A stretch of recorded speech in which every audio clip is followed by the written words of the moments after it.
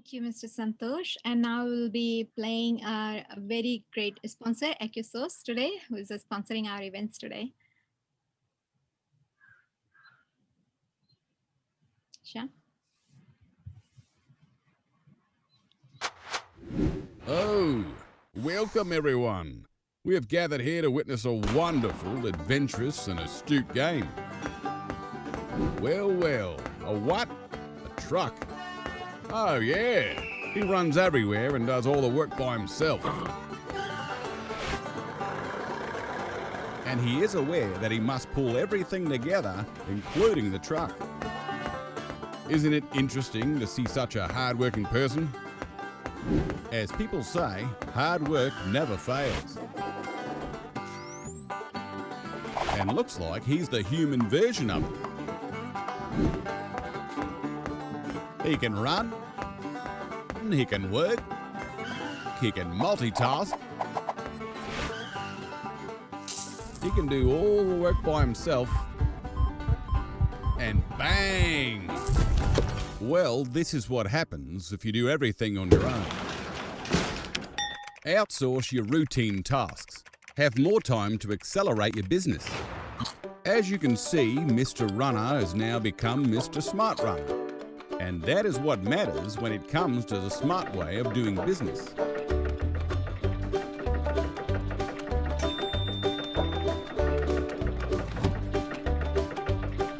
Optimize your efforts and leave the rest to us. Outsourcing is an important aspect of doing business. You outsource, your burden is halved, and you will have ample time to focus on your core competency. Outsourcing isn't as tough as you think. It's a simple process.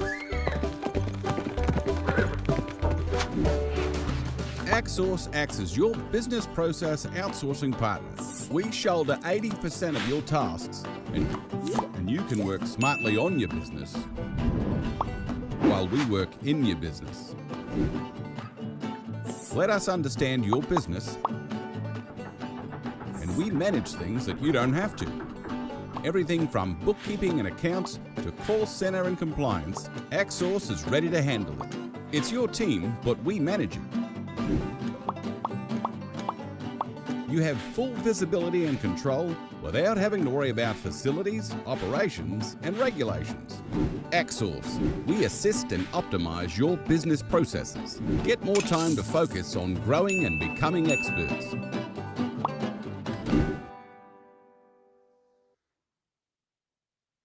Thank you. And thank you for your sponsorship. We really appreciate today's event you are sponsoring and your value add you are giving AccuSource. I would like to invite my first speaker today, Mr. Peter Prini from Australia. He's a director in international business, Hall Chadwick, Melbourne. And Peter is a director at Hall Chadwick, Melbourne with more than 35 years of experience as a chartered accountant, fellow of the Institute and business advisor. Having traveled on 8 business missions to India and hosted 4 in Australia, Peter understands the Indian business culture is paramount. He's close observer and regular commentator on two-way trade development between India and Australia. He has amassed a broad range of connection through government, trade and industry group over his 20 years in helping businesses establishing and operate in Australian marketplace. Peter freely admits he is a cricket tragic and finds this passion to great currency for conversation in his Indian business network. He's also actively involved in the community treasure of Ready Set, local charity Canberra Cricket Club, one of the largest clubs in Victoria. So guys, help me to welcome today Mr. Peter Prini. Thank you, Priya. Good morning or afternoon, everyone, as the case may be. Thank you, Santosh, Prasanth, and the board. Santosh, congratulations on today. Great effort. And it's good to see a few familiar faces in the audience. Little bit about what I'm going to talk about. What I normally talk about when giving these presentations over the last 6 years, I tell you how good Australia is. I tell you that despite our small population, we're one of the largest economies in the world. I'll tell you all about our regulations and regulatory requirements, employing staff, and I'll certainly tell you how good Hall Chadwick is at helping you along the way. Our next speaker, James Edward, will expand on how good Australia and Victoria is as a place to do business and how valuable the support is provided by the Australian and Victorian governments. And I always make reference to cricket, but today I'm not going to talk on any of those things except possibly cricket. I'm going to talk a little bit about things you'll notice in doing business in both countries. If I look at common ground, let's start with cricket. And yes, congratulations to the Indian team on their magnificent fight back. They're all out for 36 in the first test and still win the series with half their team out injured. Cricket is a common denominator in both our sport-loving cultures. And in Australia and India, relationships are critically important. Cricket is a great icebreaker to start these conversations and build relationships. We do have a common language. Mind you, our accents are at the other end of the scale. But if we all, me included, slow down, we can understand each other. And if you can't understand somebody, it's not offensive to say, beg your pardon. Both countries' legal systems are based on the Westminster system. So today I'm just going to talk a little bit about things you need to know about Australian business. Firstly, Indian business leaders and culture. Despite their tendency to act on intuition first, which I'll talk about later, Indians are great number crunchers. There is an ever-increasing number of Australian CFOs of Indian origin. Indians are natural self-starters, but despite being a flair for numbers, Indian businesses still make decisions on strong intuition. An example of that, I'm currently working with an Indian business who's trying to expand globally, and everything's come to a grinding halt because they don't understand that businesses want to see the numbers first. Their business is great, but without the numbers, Australian finances aren't going to look at them. And it is a fundamental difference. Whereas in India, they'll intuition and instinct play strong roles. Decisions are based on feeling for the business, relationships, and unrelenting determination. Then they'll look at the figures. This isn't a weakness, probably a positive. In Australia, there have only been a few entrepreneurs who possess this intuition and flair. Kerry Packer and Ruslan Kogan come to mind. Businessmen with big ideas who also had a lineup of big backers in the waiting. In India, in many cases, relationships help overcome hurdles. You can agree to bend the rules to suit. In Australia, there's probably not as much room for those workarounds. The rules and regulations just prevent it. You've got to do it right and do it right the first time. Another shock that we often find with Indians coming to Australia is the costs are far different. The cost of living in Australia is far higher, and Australians are far more paid higher.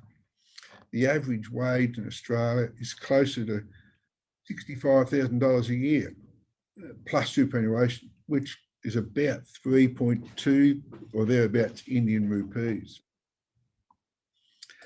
If I'm doing business with government, in India, you need the contacts in the right places to get things done. If you don't have those contacts, it can be a really slow process. Steps are underway to improve this, but occasionally transparency can be lacking. Indians coming to Australia are often, and not just Indians, many from overseas, are often unaware that true extent of regulation governing the way business operates. This is particularly evident when it comes to tax compliant, ASIC, our company regulator, and employing people. At this stage, I could throw to an ad about how good Hall Chadwick is and how we can guide you through this maze, but I'm sure Santos will do that at the end. The high level of corporate regulation in Australia in fact supports business by having the right checks and balances in place to encourage sustainability. A case of knowing someone in the right place alone doesn't work in Australia. It helps, but it doesn't help entirely. If you do it right the first time, follow the rule book, do it right the first time. Doing business in Australia and setting up and establishing is a relatively straightforward and swift process. I just want to talk a little bit about meetings. In Australia and in India, relationships start from the first meeting. A meeting in India can take hours, and usually one will often come away with a clear outcome. Saying no doesn't appear to come easily. Due to the difficulties in getting around the cities, meetings can often be delayed by an hour or so. This is quite acceptable, and I've been late many a times in India.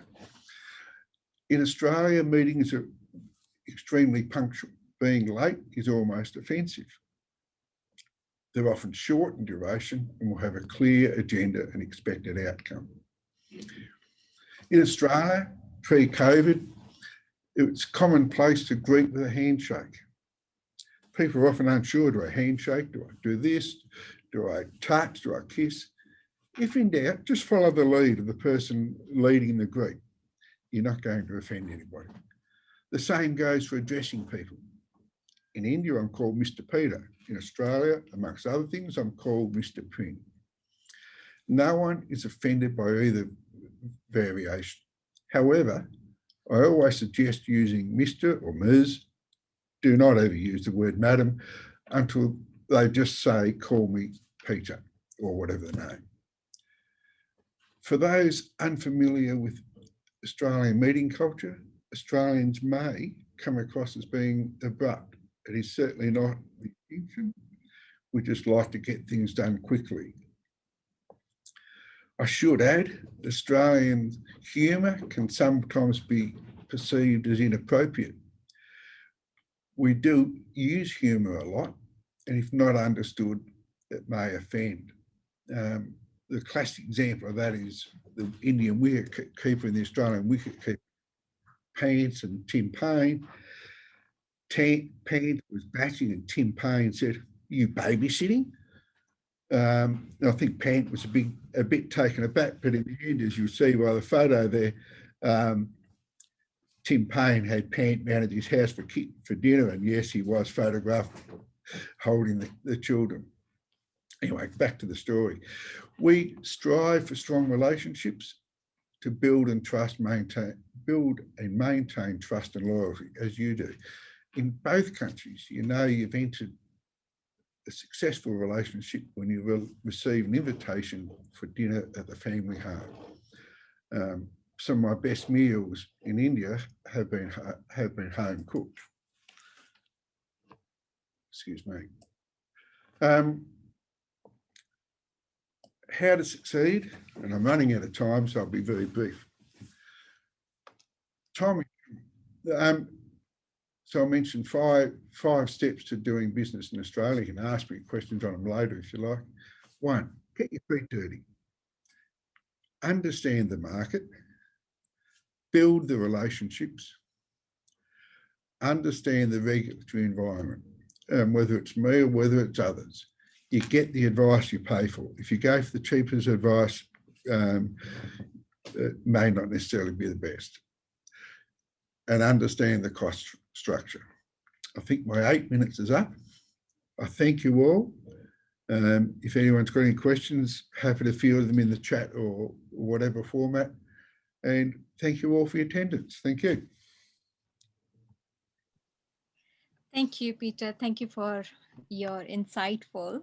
And Yeah, whenever I discuss with Mr. Preeny, it is always a pleasure and so insightful information about the Indian companies and Indian environment alongside with Australia. Of course, he actually born and brought up, grew up and established it all business here, but he has a very deep knowledge in about India as well.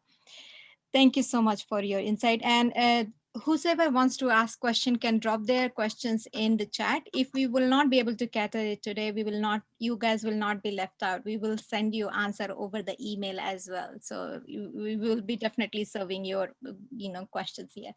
So we would like to proceed further, and we would invite all the delegates now who can introduce themselves. Remember, it is 30 seconds pitch, so you can pitch. We have 80 members, so please make sure we are bound by the time, 30 seconds. So our first delegate, I would like to invite Axos. Axos, you there? Yeah. Hello, everyone. This is Giri representing Axos on behalf of Bhubal and Madhavan from Axos Sydney office. We are a back office, a business process outsourcing primarily catering to accounting firms, financial planners, mortgage brokers, small and medium enterprises. We make our clients to work on their business while we work in their business. We have a dedicated team of 220 people working in our Chennai office, serving the Australian market. Feel free to reach out to us for any further details, and thanks for the video. Have a good day. Thank you for your sponsorship today. Our next delegate is Akiko Business Consultants, Pty Limited.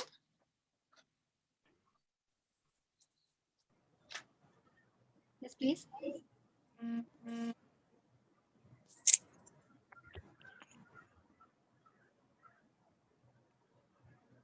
Okay, we'll go on further. I'll come back to you, Altec International.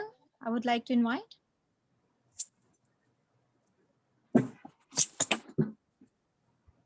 Altec International, can you please go your 30 seconds pitch?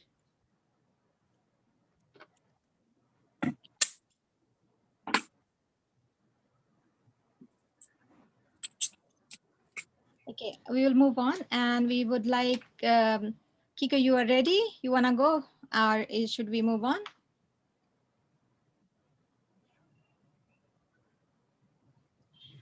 Arctic Tech Consultant Pty Limited. Are these members are here?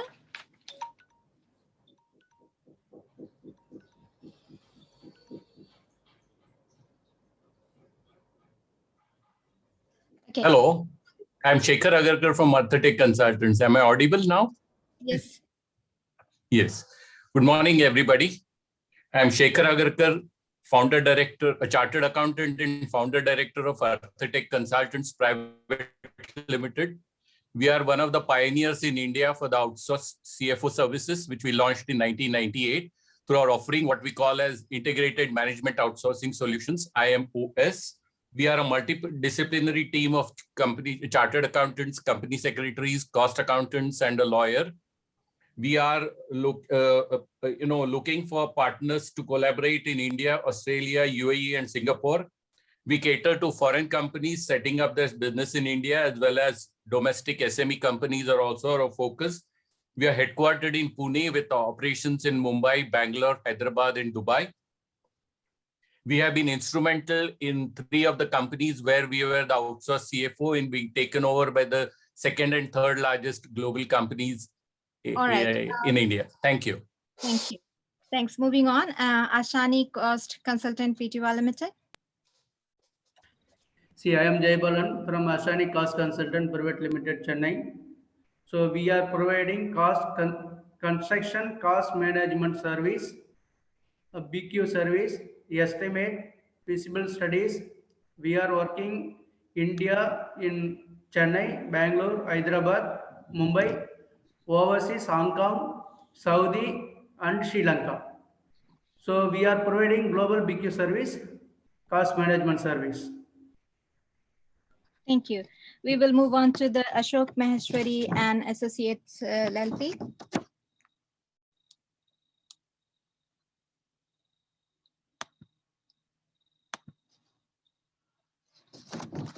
Okay, we'll move on to the next one. Aspinwell and Company Limited.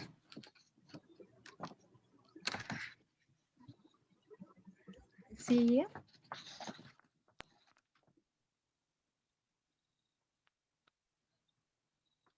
Okay, we can go to the next one. Institute Outsourcing Services Pty Limited.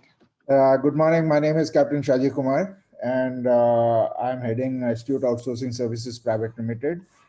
We are into facility management and staffing business, and also we are into now environment health solutions in collaboration with Healthy Environments of Auslan Group in Australia.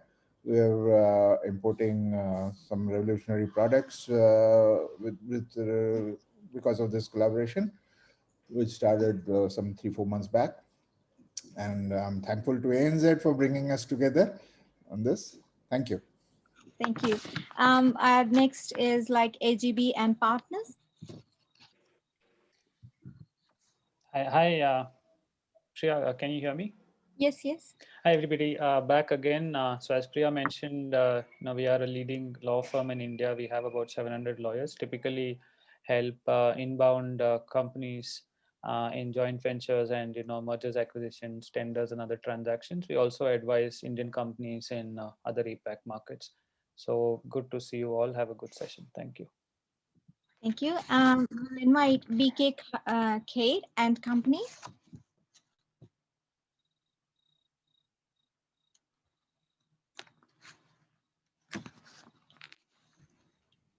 We'll move on to Bhatia Agro Pharma Pty Limited. J for Jessica. Yeah.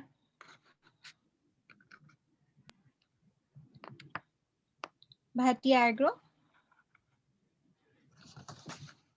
Can't hear you. Okay, we'll go to the next one. Billa Precision Technology Limited. Hello, everyone. This is Siddiqui Faisal. I am export manager at Billa Precision Technologies. We are an engineering company established in 1937, having 3 divisions. Indian Tool Manufacturers, which manufactures HSS cutting tools. Tool Holders Division, where we manufacture machine tools. And our Foundry and Machining Division fabricates casting machine products and precision components. We are looking for strategic partners and distributors to represent us in New Zealand, Australia, UAE, and Singapore. That's it. Thank you. Thank you. I'll invite Viswajit Sarkar, Advocate, IP Attorney.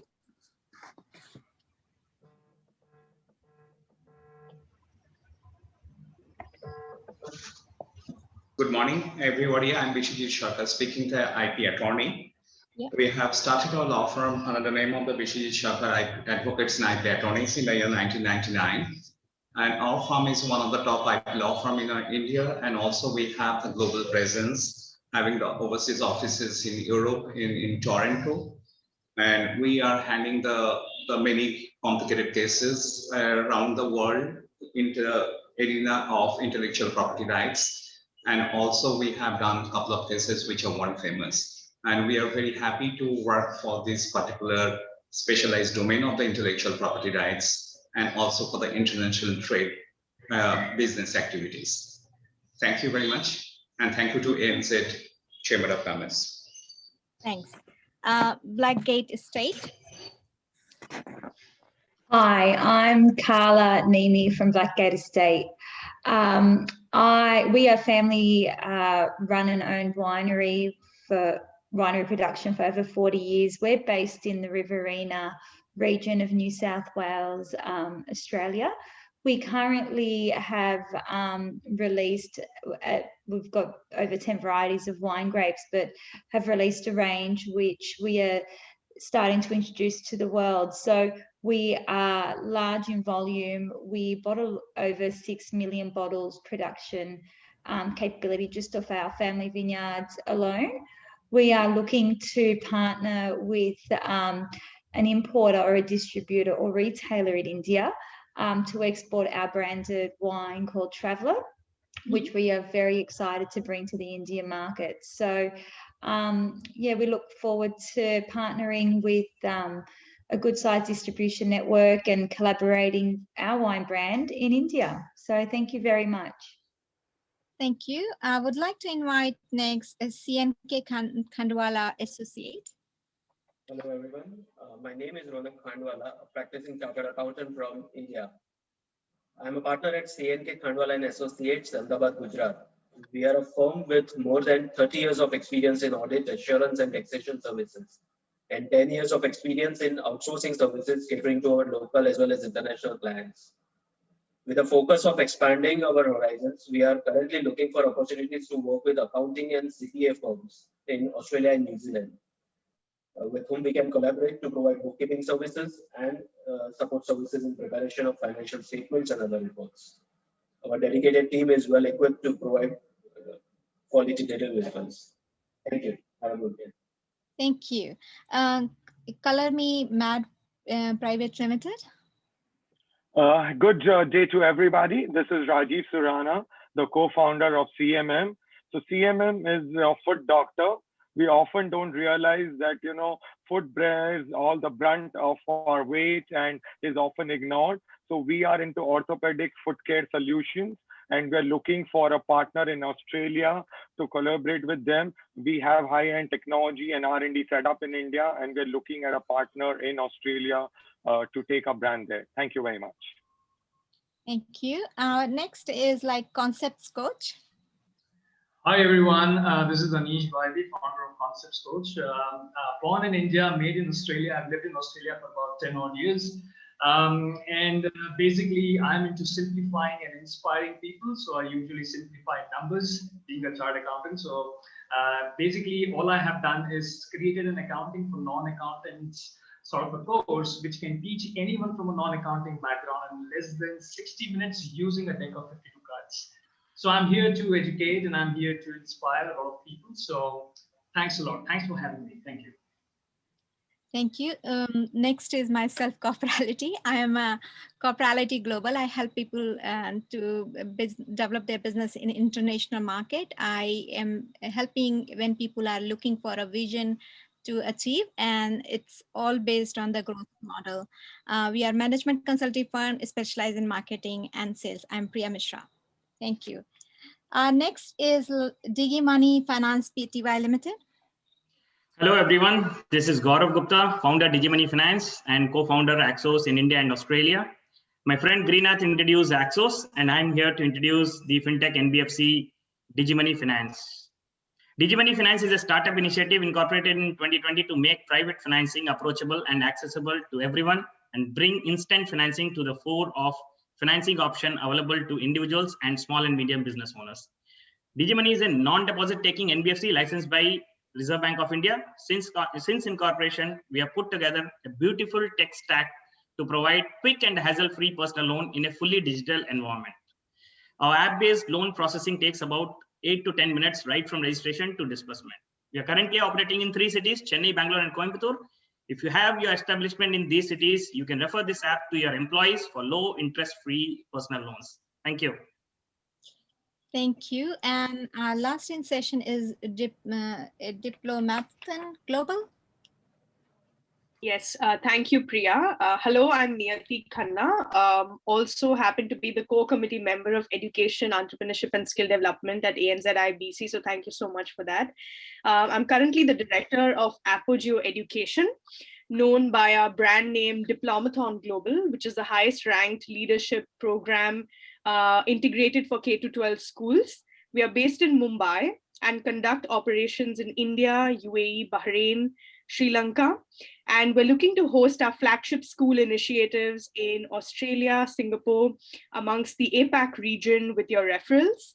I'd like to welcome host schools in Australia in co-hosting the leadership programs online and offline for your students, and would love to create exponential impact with our school partners and education stakeholders. Thank you, everyone. Thank you so much. Thank you, Niyati. And this is close for the first 20 delegates. We'll be coming back to the rest of the people to join in. Now we are moving on to our next speaker, who is Mr. James Edward. So James, you ready? So James is actually. Yes, hi Priya. Yeah. Hi. So James is Mr. James is actually also from Australia, manages South Asia and MENA and regional specialist for India, Global Victory and actually situated in Melbourne. James Edward is he's the Victorian Government Trade Agency Global Actor in support Victorian businesses to connect with new market through its network of overseas offices, including 2 offices in India. James has experience working in Victorian Government Trade and Investment Office in India, developing the Victorian government's and Indian strategy in the previous roles in the Department of Premier and Cabinet and Regional Development Victoria. So help me to welcome Mr. James Edward. Thank you, Priya. Now look, I'll try to share my screen if that's okay with my PowerPoint presentation. So hopefully that is okay. Please let me know if that's visible. Yes, it is. Wonderful, thanks. So thank you, Priya. Thank you, Santosh, for this opportunity to present. Let me just begin. It's customary in Australia to acknowledge the traditional owners of the lands here. I'm calling from the lands of the Wurundjeri people on the Kulin Nation. I'd like to pay my respects to their elders, past, present, and emerging, and extend my respects to the elders of all communities across Australia and any Aboriginal Torres Strait Islanders who may be with us here today. So thank you all for the opportunity, and thank you, Peter, for that excellent presentation. I think that was a very good scene setter, talking about the overall relationship and some really good and helpful strategies, which we encourage all our clients to take up. And wonderful to hear from all the companies that present in that first session. It's great to see the breadth of companies and activity that's happening between Australia and India, and Australia and Victoria for that matter. So as Priya mentioned, my name's James Edwards. I'm based in Melbourne with the Victorian government. I'm the manager for South Asia and the Middle East with Global Victoria. Global Victoria is the trade agency for the Victorian government.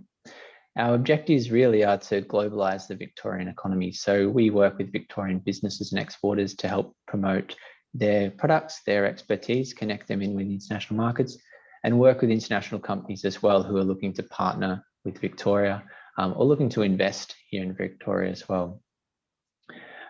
So I should actually just go to that slide there around what we do. The main way that we do this is through the extensive network of overseas offices that we have. We have 2 in India, as Priya mentioned, 1 in Mumbai and Bangalore, and we now have 23 offices globally. So I know that there's some people calling in from outside India as well, and I'll get to our map shortly around the network that we have. We do advocacy as well around free trade agreements, working very closely with the Commonwealth and helping the Commonwealth implement its Australia-India strategy as well. This is just a quick map of our overseas networks. I'm based in Melbourne, but I work very closely with our colleagues, and some of you may actually know our Trade Commissioner, Michelle Wade, who's based in India, our Trade Manager, Gopi Shankar, and our Investment Manager, Shri, who are there in India, based in Mumbai, and working with the team that we have in Bangalore and Mumbai. They're available to assist Victorian businesses who are looking to enter the Indian market, help make connections with distributors, partners, provide advice on market entry strategy, and also work with Indian partners who are wanting to set up here in Victoria, whether that's through investment, opening an office, or it's partnering with some of our leading institutions around research, product development, and the range of activities that can support those commercial partnerships. We're very proud too that the Victorian network's the largest of any state government, and that we work very closely with Austrade and the Australian government as well. I'll just touch on a few of the programs that we have at Global Victoria. In response to the coronavirus pandemic and the disruptions that's had to businesses around the world, we acknowledge the struggles and the impact that that's had, and just how hard each business has had worked to sort of keep things going. the Victorian government announced the export recovery package last year, which is providing $15.7 million in export recovery support to help supply chain and logistics, and help to deliver some really key initiatives in terms of trade missions. We very much wish we could all meet in person and conduct the traditional trade missions used to, but at the moment we're focusing on virtual trade missions, which we're finding are still really valuable. And as Santosh and Priya mentioned at the start, it's great that through these sorts of virtual sessions we can bring partners together from India, Australia and Victoria. And we've also we're delivering a global gateway program, which is a voucher program for Victorian businesses who are looking to consolidate export markets or diversify their export markets. And there's a number of applicants who've applied for projects across South Asia. Those successful applications will be announced next month. And I'd also like to just touch too on the work that we've been doing in Victoria to support international students. We all know that the international education sector is an incredibly important part of our relationship, and that's very people-centered. It's about people coming and studying in Australia, or Australia engaging with India. And so the pandemic, while it's had a big effect, we've been very conscious of continuing to provide the ongoing support for Indian students here in Victoria. We established a welfare support program where we provided grants to international students, food banks, free legal services and support around tenancy as well, all available through the Victorian Government's Study Melbourne Student Centre. And for those of you in the international education sector, I'd just like to point and draw your attention to the Victorian Government's International Education Short-Term Recovery Strategy.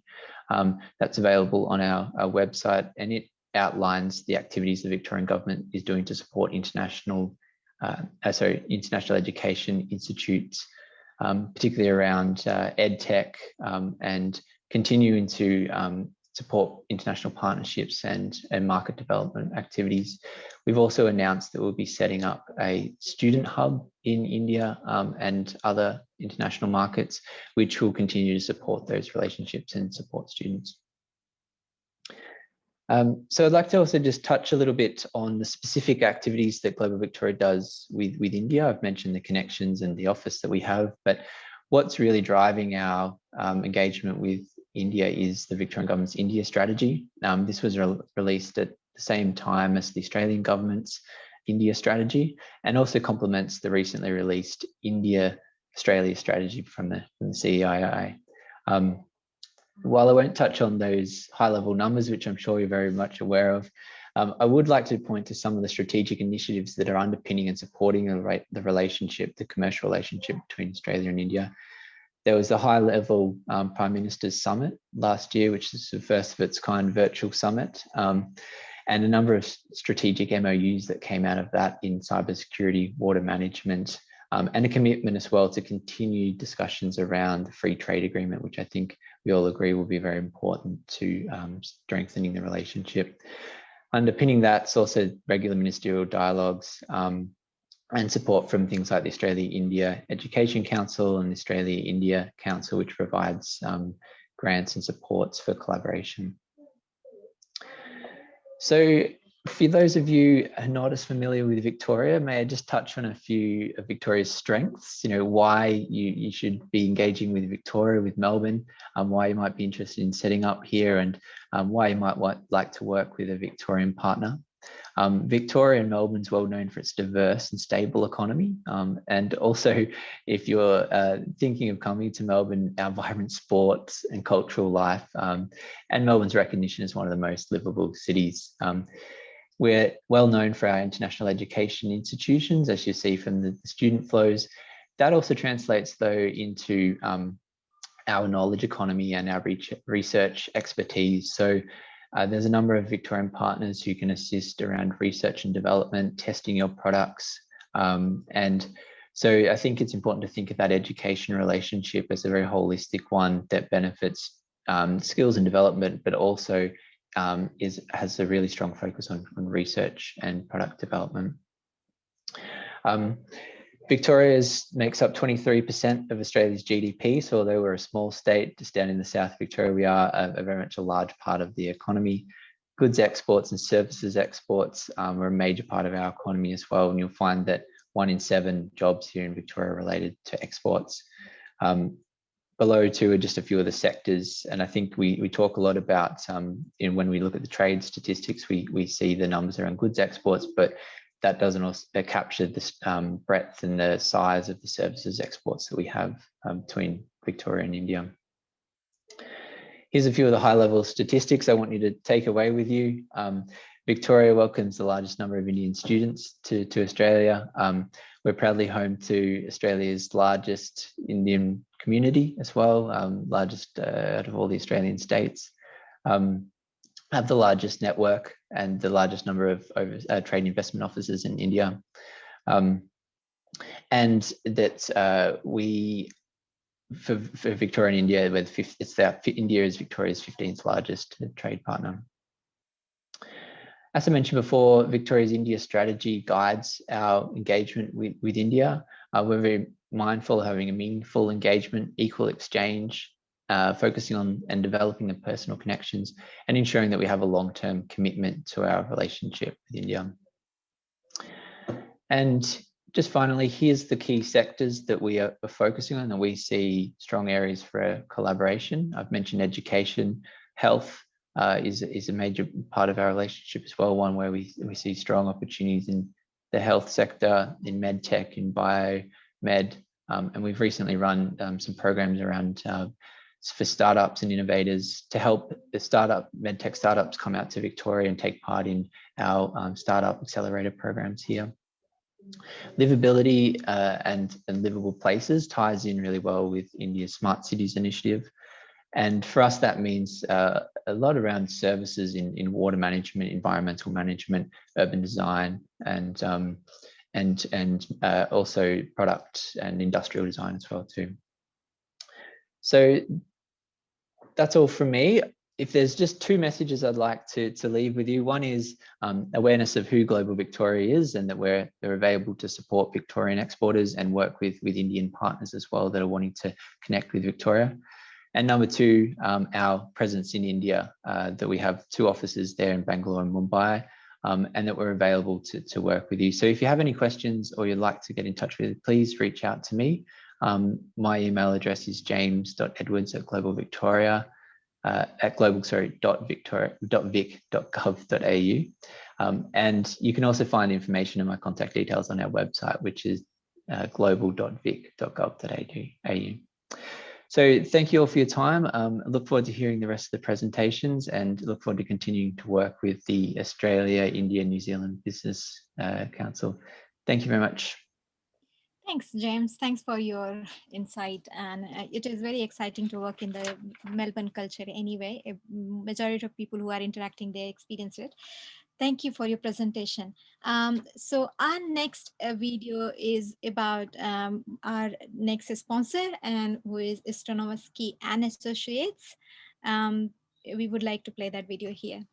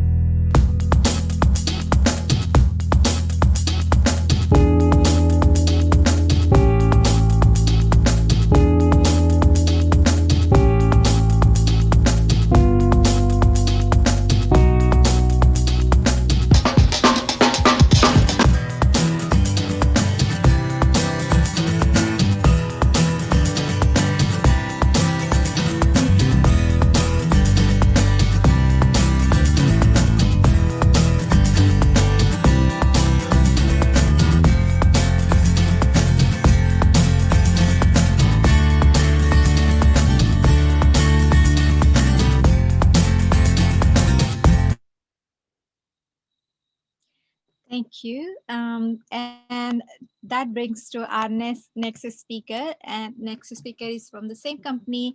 And her name is Daniela Stanovic, is the Director of Stanovic Associate, reputed Australian registered migration agent, a well-known public speaker and a registered convincer.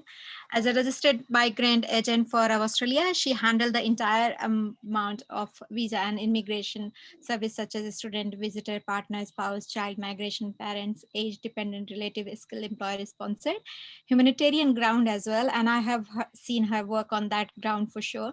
Visa, refugee, resident, return visa, and business visa. She's also a member of Migration Institute of Australia. So help me to welcome Ms. Daniela Stanovic. Thank you very much, Priya. Do I bring up the PowerPoint slide or is this the 30-second? Oh, here we go. Great. Okay, so I'll begin. My name is Daniela and I'm from Stanovic & Associates. I've been a registered migration agent for almost 12 years. I am an Australian lawyer, so I have completed my Bachelor of Law degree, and I've definitely done pretty much every visa that exists under the Australian migration program, including tribunal, unlawful citizens, ministerial intervention. So I specialise in immigration as a whole. Can we move on to the next screen? Here we go, thank you. So I've created my company as a one-stop shop. There's a lot of requirements that need to be met when it comes to visas, and we also assist people in meeting those requirements in order for them to be able to apply for the visa. So I've just explained regarding the migration services we offer, or the types of visas we do. The next thing that we do is we actually help people prepare and lodge their skills assessments. So far, our success rate is 100%. Hopefully we can keep that going. We do have a lady by the name of Pooja, who's also from India, and she's highly skilled in reviewing and assisting people with the skills assessments. We then have our PT and CCL trainer who assists people with getting those high levels of English to increase points, and that's in particular important when we come to, you know, a few more slides and meeting English and points there. So we offer CCL. For those that don't know what CCL is regarding community credential language. And basically, if you can speak a second language, you get 5 points. People think that it's really easy because obviously, you know, your home language is your first language, but unfortunately that's not the case. You actually have to understand how the testing system works and where you can actually lose points. So this is why we offer such training. With the PTE, PTE is a English test centre. I'm sure everyone's heard of IELTS, for example, or Cambridge or TOEFL. PT is another one. I've done my research and I have found that PTE is probably, as far as I'm concerned, one of the most stable and consistent tests that exist. Your results are not being assessed by anyone. It's assessed by the computer automatically. So if you sit the test 5 times, 5 times you should get the same results unless you're getting training on understanding how to increase your points. So we definitely assist there. Most importantly, when someone gets their visa, we assist with relocation. So we pick them up from the airport, we help them find a rental property. We usually do this before they come out so they don't have to waste money and go into a hotel. We take them out for lunch, we show them, you know, some tourist attractions, and then we get down to business. So, you know, if they want to buy a house, we can assist with property law as well. So buying and selling. And we also assist by taking them to Coles, which is like a convenience store, and we show them why, for example, this coffee is more expensive than that coffee, or why this shampoo is more expensive than that one. Because as one of the previous speakers have mentioned, the standards are different when it comes to the economic, and you just need to understand that when you come to Australia, why certain things cost, I guess, more or less, whether it's the brand, whether it's the quantity.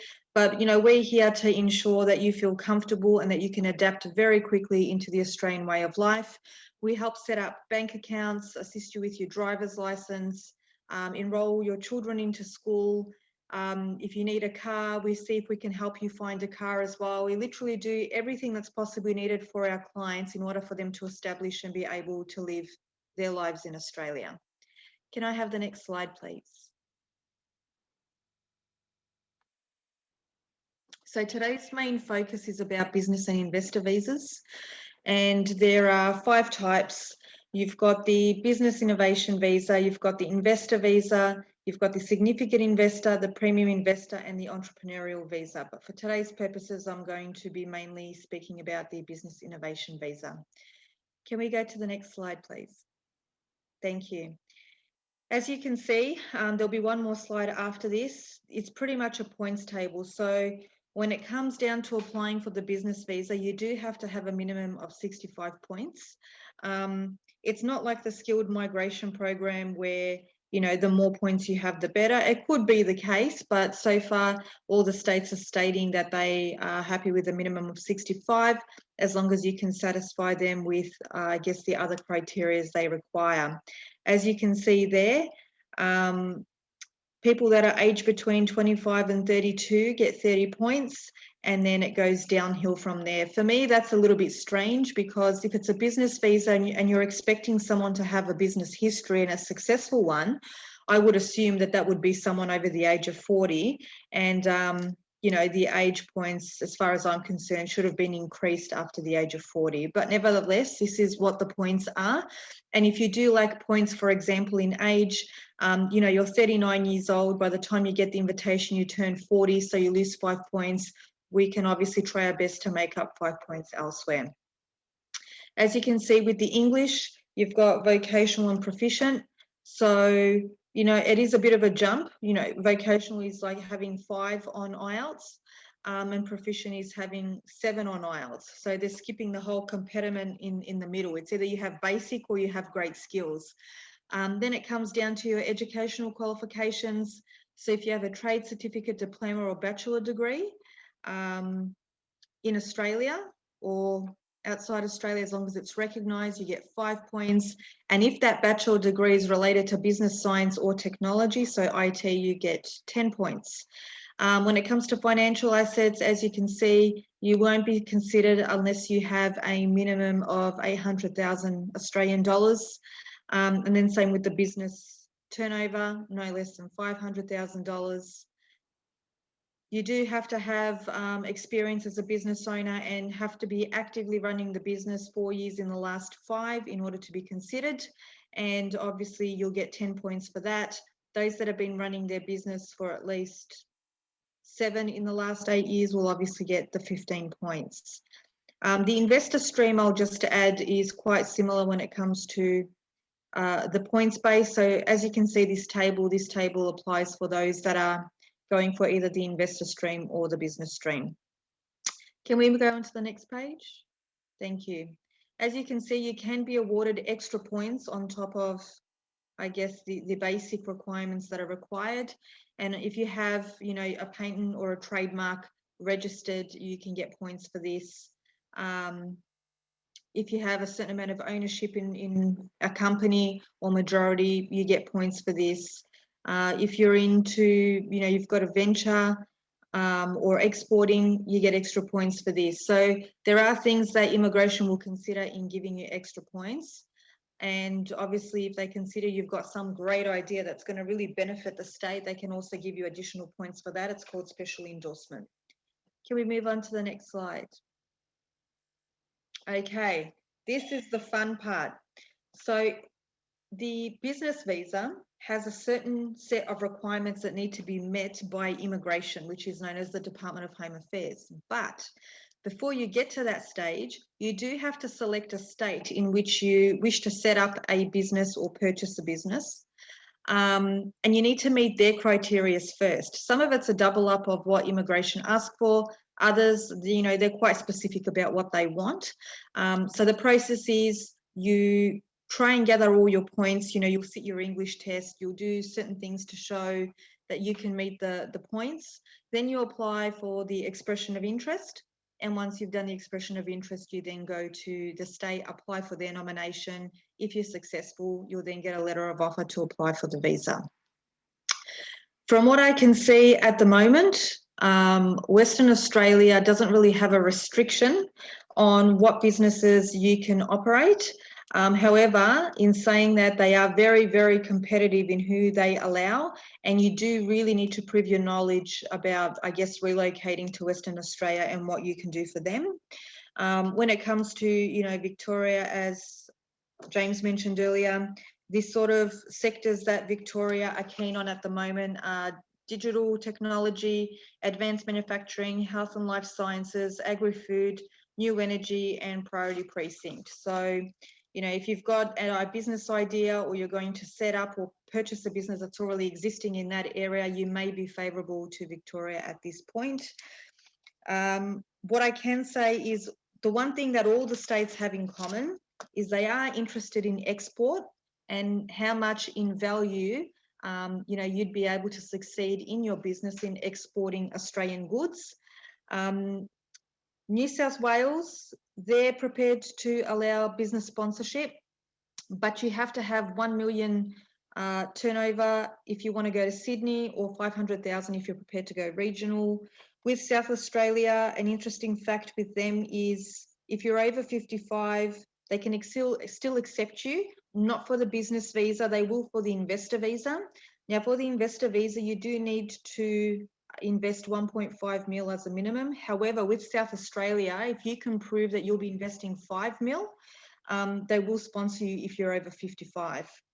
With Queensland, they're prepared to allow small retail businesses such as convenience stores, cafes, restaurants, on the condition that you will be opening up or purchasing a business in a regional area. Northern Territory can also waive the age criteria, but you need to prove how you'll contribute, benefit, and develop the product or the goods and services you wish to set up in your business. They're interested in whether you can export to remote areas, specifically in healthcare, education, tourism, and fishery, and if you can also affect and benefit other sectors. So if you're into export, for example, in one industry, but somehow there's another Australian organisation that can benefit from this, that's something that they will also look at. They're also looking to see whether you can generate employment or jobs for Aboriginals, so Indigenous Australians, and whether if the product that you can export can actually be made within Australia, and whether the product that we import into Australia can actually be made here so we don't have to export. So there's variations with Northern Territory, but as you can see, the most popular variation is a business that will focus on exporting, or also filling in a market gap. So if there's something that's missing and an export can facilitate that, they're obviously looking for this as well. ACT or Canberra, they're fairly reasonable with sponsorship. You have to be willing to invest into Canberra at least 200,000 into an established business, or obviously when you set up your business. And that's really all there is when it comes to the different states that I've picked out. That's probably, I guess, of interest to people. I will mention that each state does have their nomination forms to be completed and a base minimum requirements that need to be completed, which is quite similar to what's on the immigration website. But they do have those few additional requirements that I guess differentiates from state to state in determining who they will sponsor. Can I have the next slide? This is the fun part. I've met so many people who come to Australia on the business visa, but when they come here, no one's really guiding them and telling them how to focus on preparing the requirements for the permanent resident visa, which is the 888. So I find most people, when they come here on this provisional business visa, the 188, they end up having to extend for a further 2 years to buy them time to actually make up the criteria or the requirements if they can. So what makes me different from other migration agents is, as you can see, I'm a one-stop shop. And when my clients come to Australia, it's not the end. I'm in contact with them all the way up until we have to apply for the next step at no charge, because obviously I feel like it's my job to sit there and guide them. I've brought them. I want to make sure that they can stay in the country if that's what they want. So I'll constantly be in contact with my clients over time to see how they're going, how business is, whether they need any referrals from me, you know, throughout my networking. Could be an accountant, for example. And then I ensure that we constantly keep a record of all documentation. So when it comes time for the permanent residence, my clients are ready. Can I have the next slide, please? No travel exemption. As we all know, Australia probably has one of the strictest border crossings at the moment. And I find that I'm doing a lot of the travel exemptions now for partner visas, work visas, you name it, it's all happening at the moment. But the best thing about business visas at the moment is that there's no travel exemption application that needs to be applied for. When you get the visa, you are automatically exempt and it's pretty much stated on your visa. So that's one plus in applying for a business visa during COVID times. Next slide, please. Our office locations, so we have established offices in Melbourne, Sydney and Perth that we regularly visit. I am physically established in Melbourne. However, once a week I go to Sydney and usually on a fortnightly basis I go to Perth. We are in the process of opening up offices in Dubai, Auckland and New York, and I'd like to take this opportunity to thank Priya for assisting me.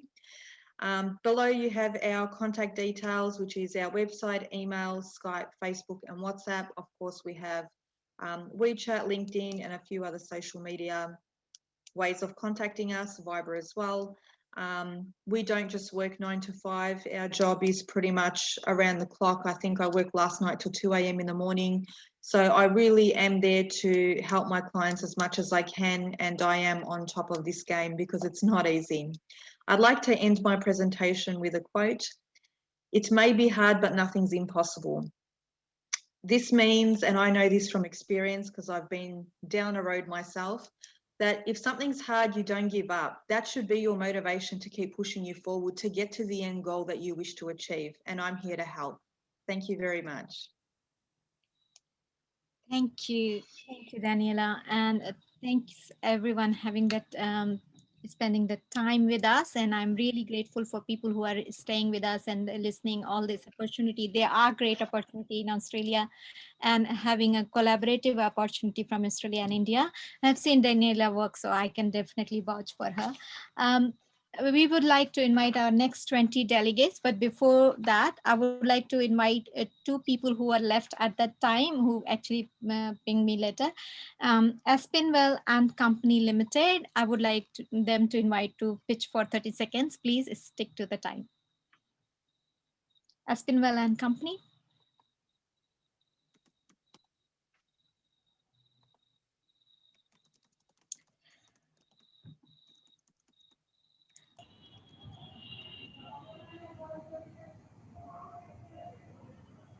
So should we move on to the next? Bhatia Agro and Pharma Pty Limited. Good morning, everyone. I am Sanchit Agarwal, Director of Bharti Agro Pharma Private Limited. We are 32 years Ayurvedic company certified by Ministry of Ayush, GMP, and ISO certified. We are marketing in 9 Indian states. We are backed by a strong R&D team. We make result-oriented and time-tested Ayurvedic formulations. We have around approval of 300 plus Ayurvedic formulations of medicines and natural cosmetics. Our product offerings are Ayurvedic tooth powder, toothpaste, hair oils, joint pain oil, single herb supplements, essential oils, soaps, massage oils, and Ayurvedic mosquito repellents. I am looking for partners in Australian market and globally who would like to launch Ayurvedic products in their country. Looking forward to connect with you all. Thank you. Thank you so much. Before we move on, I would like to request everybody, please drop your question if you have any questions to anybody. And, you know, there is a small sign on the bottom 3 dots. You can also save the chat if you really wants to connect back with anyone in the group. The whole chat can be saved. But if you really want to specific person to reach out, ask us and we will connect you guys later and ask your question and we will answer it now or later through the email. Either way, we are okay, but please ask your question, stay engaged. Our next delegate is Samarendra. You there? Do you wanna say something?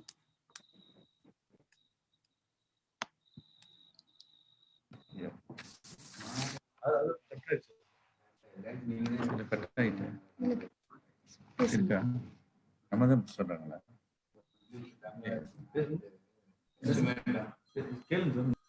Yeah, please move on. Okay. So So we'll go to the next one, DKV and Associates. Yes, hello. Hi. So this is Kalyani Fatke from DKV, Pune. We started in 2007 and now, is my voice audible? Yes, yes, please continue. Okay, okay. So we started in 2007 and now our team is 100 professionals and 500 clients strong.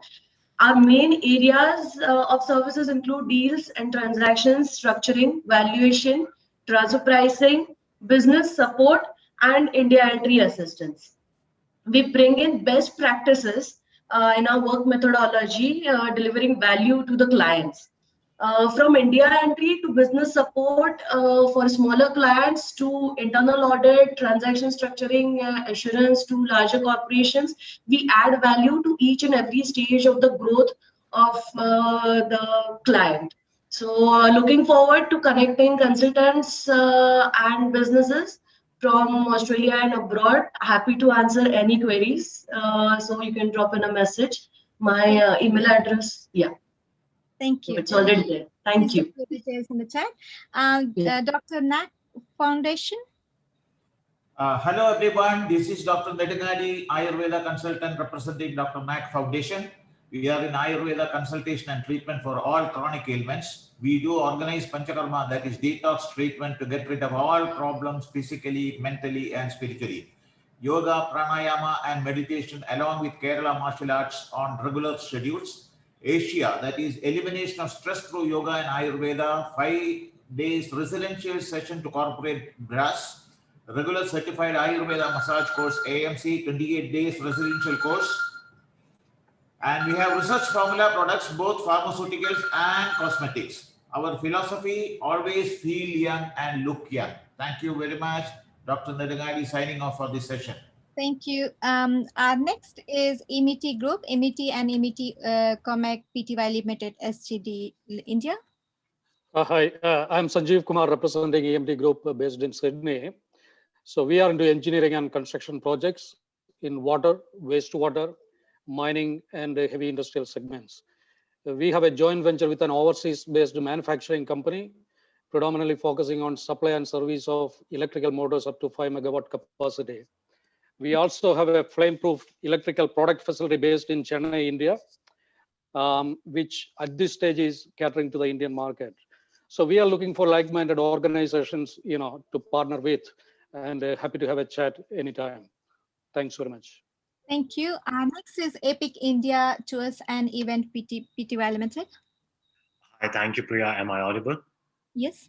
Hi, good morning, everyone. This is Pankaj Malhotra. I represent an agency called Epic India Group. We are a brand strategy and communication team. What we do, we actually tell your story in a more visually delightful manner through ads, video films, or even explainer videos like you saw for Axos, I believe. The idea is to add value to your brand story and also to add a little wit in the wisdom you want to pass on to your clients or the potential markets. We are also a marketing strategy company, so we help your stories also to reach out to the market and the target groups or our audience through different platforms like digital media, mainstream media, TV ads, or even events and activations if you want to do. I would really recommend that if you want to know more about us, visit our story on epicindiagroup.com. We are looking forward to tell your story to the right audience. Thank you so much, Priya, for this opportunity. Thanks, Pankaj. Our next is FIS System, FIS. Hi, yes. Can you hear me? Yeah. Good morning, everyone. I am Zayan Ikram, CEO of FIS Systems, and we have been supplying ERP software for the retail and hospitality industry in India, Maldives, Sri Lanka, and UAE for the last 25 years.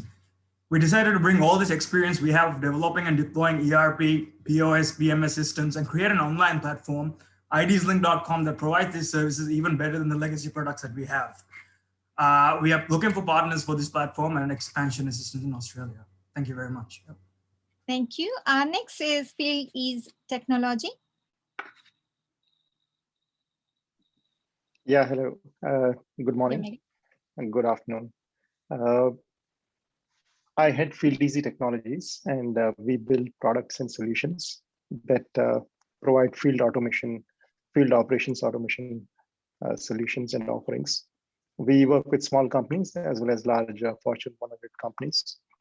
We work in multiple regions in the US, UK, India, Southeast Asia, and of course now we're trying to get into Australia. We're looking for business partners, channels, go-to-market, and customers in Australia. Thank you. Thanks. Next is Fragment Immigration Service India Pty Limited. Thank you, Priya. Good morning, all, and good afternoon. I'm Nomi Tom, and I'm representing Fragment Immigration Services. We are dedicated to provide support in all aspects of immigration. We have 50 plus offices globally with immigration services into more than 170 countries. In India, we were incorporated in 2006, and we facilitate program management for inbound and outbound travel and assist with work permit stamping for all global destinations. We look forward to be an integral part of each of your business to move your skilled talents globally. Thank you. Thanks. I have next one is like Grover and Company England Limited. Hi, everybody. Good day to all my friends across the world. This is Amit Grover. I'm the founder and the managing partner of Grover and Company that started as a management consulting practice, specializing in export strategy from New Zealand 14 years back, and has since expanded to Australia, Dubai, and London. Currently, I'm engaged in building a large impact venture capital fund that focuses on alternative proteins and alternative dairy. The idea behind the fund is to create impact in areas of greenhouse gas emissions, women empowerment and women entrepreneurship, and ethical supply chains. So anybody who's interested in finding out more can go to my website, www.grover.nz. And I'd be happy to take any questions from my website. Thank you so much. Thank you. Next one is GRT Hotel and Resorts. GRT Hotels and Resorts.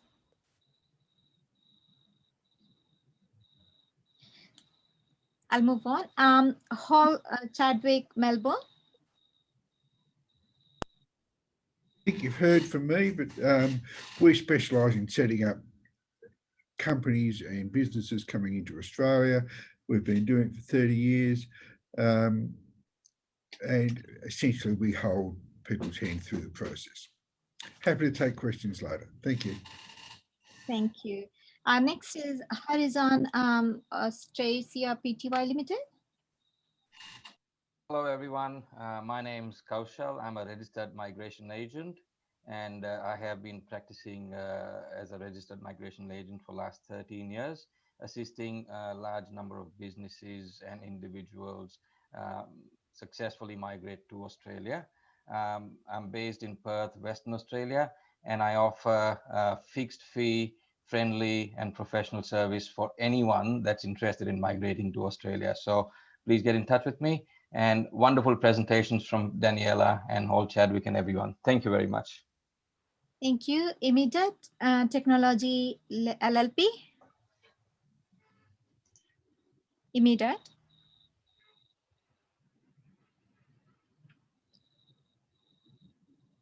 Okay, I'll move on. We have India First Life Insurance Company Limited. Hello, I'm happy to introduce India First Life Insurance. Launched in 2009 as the 22nd entrant amongst the private life insurers in India with the stated mission of securing lives, creating value.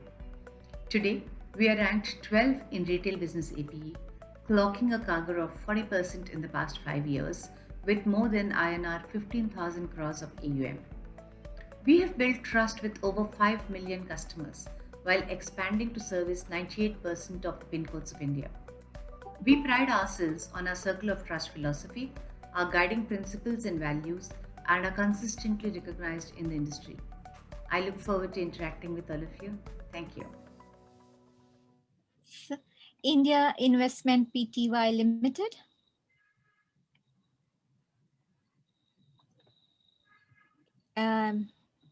Muted or something? Okay, can you hear me? Yep. Okay. I'm Archie Montero. I was the first appointed director of ANZIBC in Australia. And I've been involved with ANZIBC since its inception and have spoken at several seminars and webinars that some of you may have attended. Now, I run this company called India Investments Pty Limited, which is involved primarily over 30 years in the India-Australia space. And its goal is to assist Indian companies to establish or expand in Australia and Australian companies to have a presence or expand in India. The major opportunities that in the industries in which I work in are agriculture, mining, biotechnology, technology, and the ICT industry. Thank you.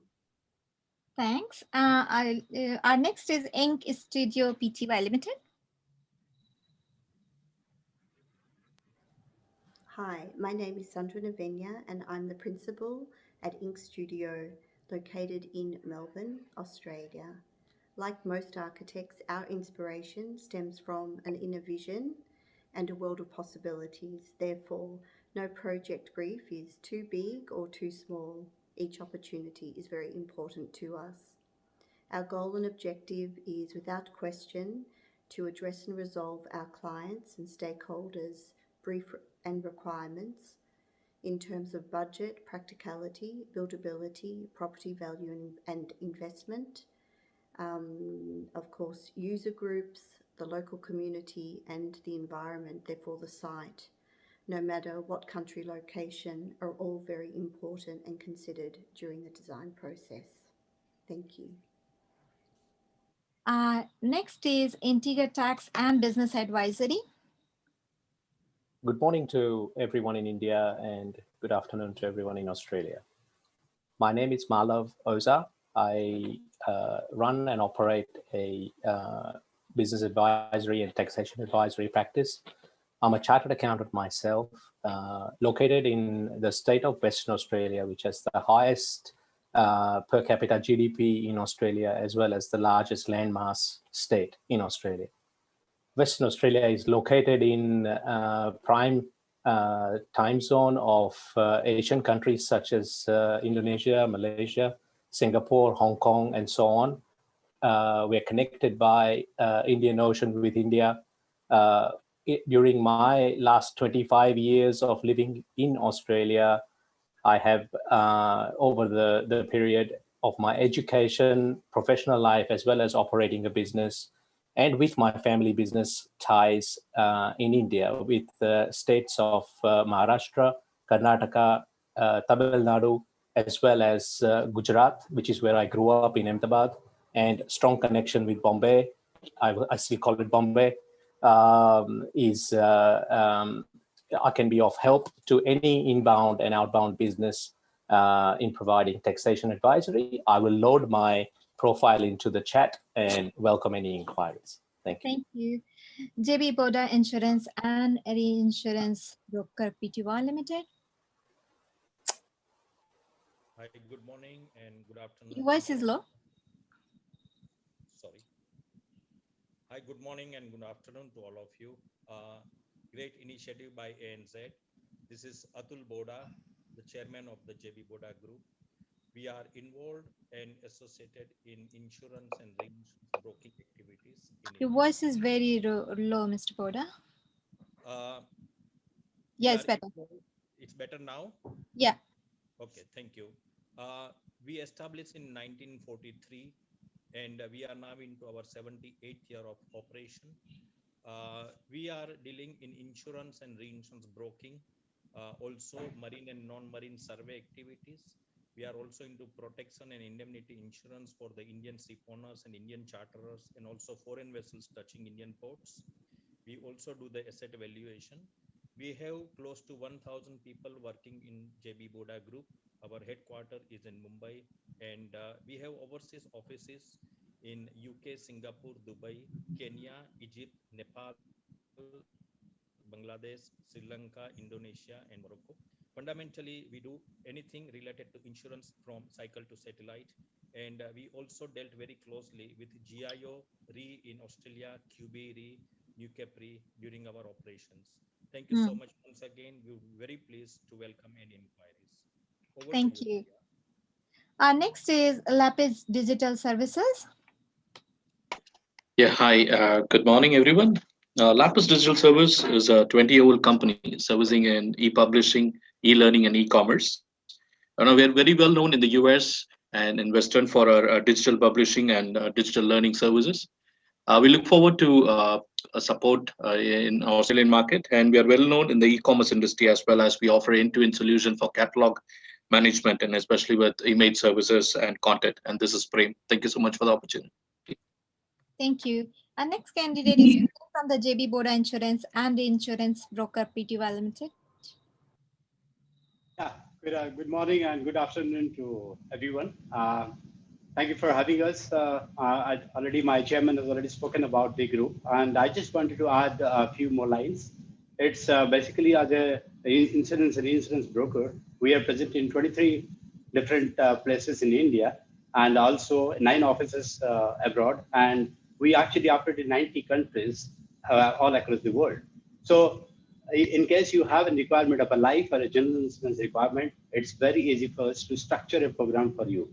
Just to be on the same page, let me also tell you that if you are planning to do something in Australia, we can develop a global program for you. And if you're trying to do something in India as well, we can do a program for you. So it's all a seamless way of working when you are working with JB Boda. My coordinates, I would share in the chat, and please do feel free to connect me. Thank you so much.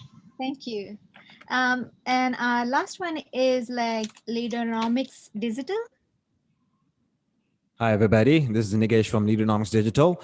Leaderonomics Digital is a company part of Leaderonomics that has been around for 12 years in the space of learning and engagement, organizational transformation, and business transformation.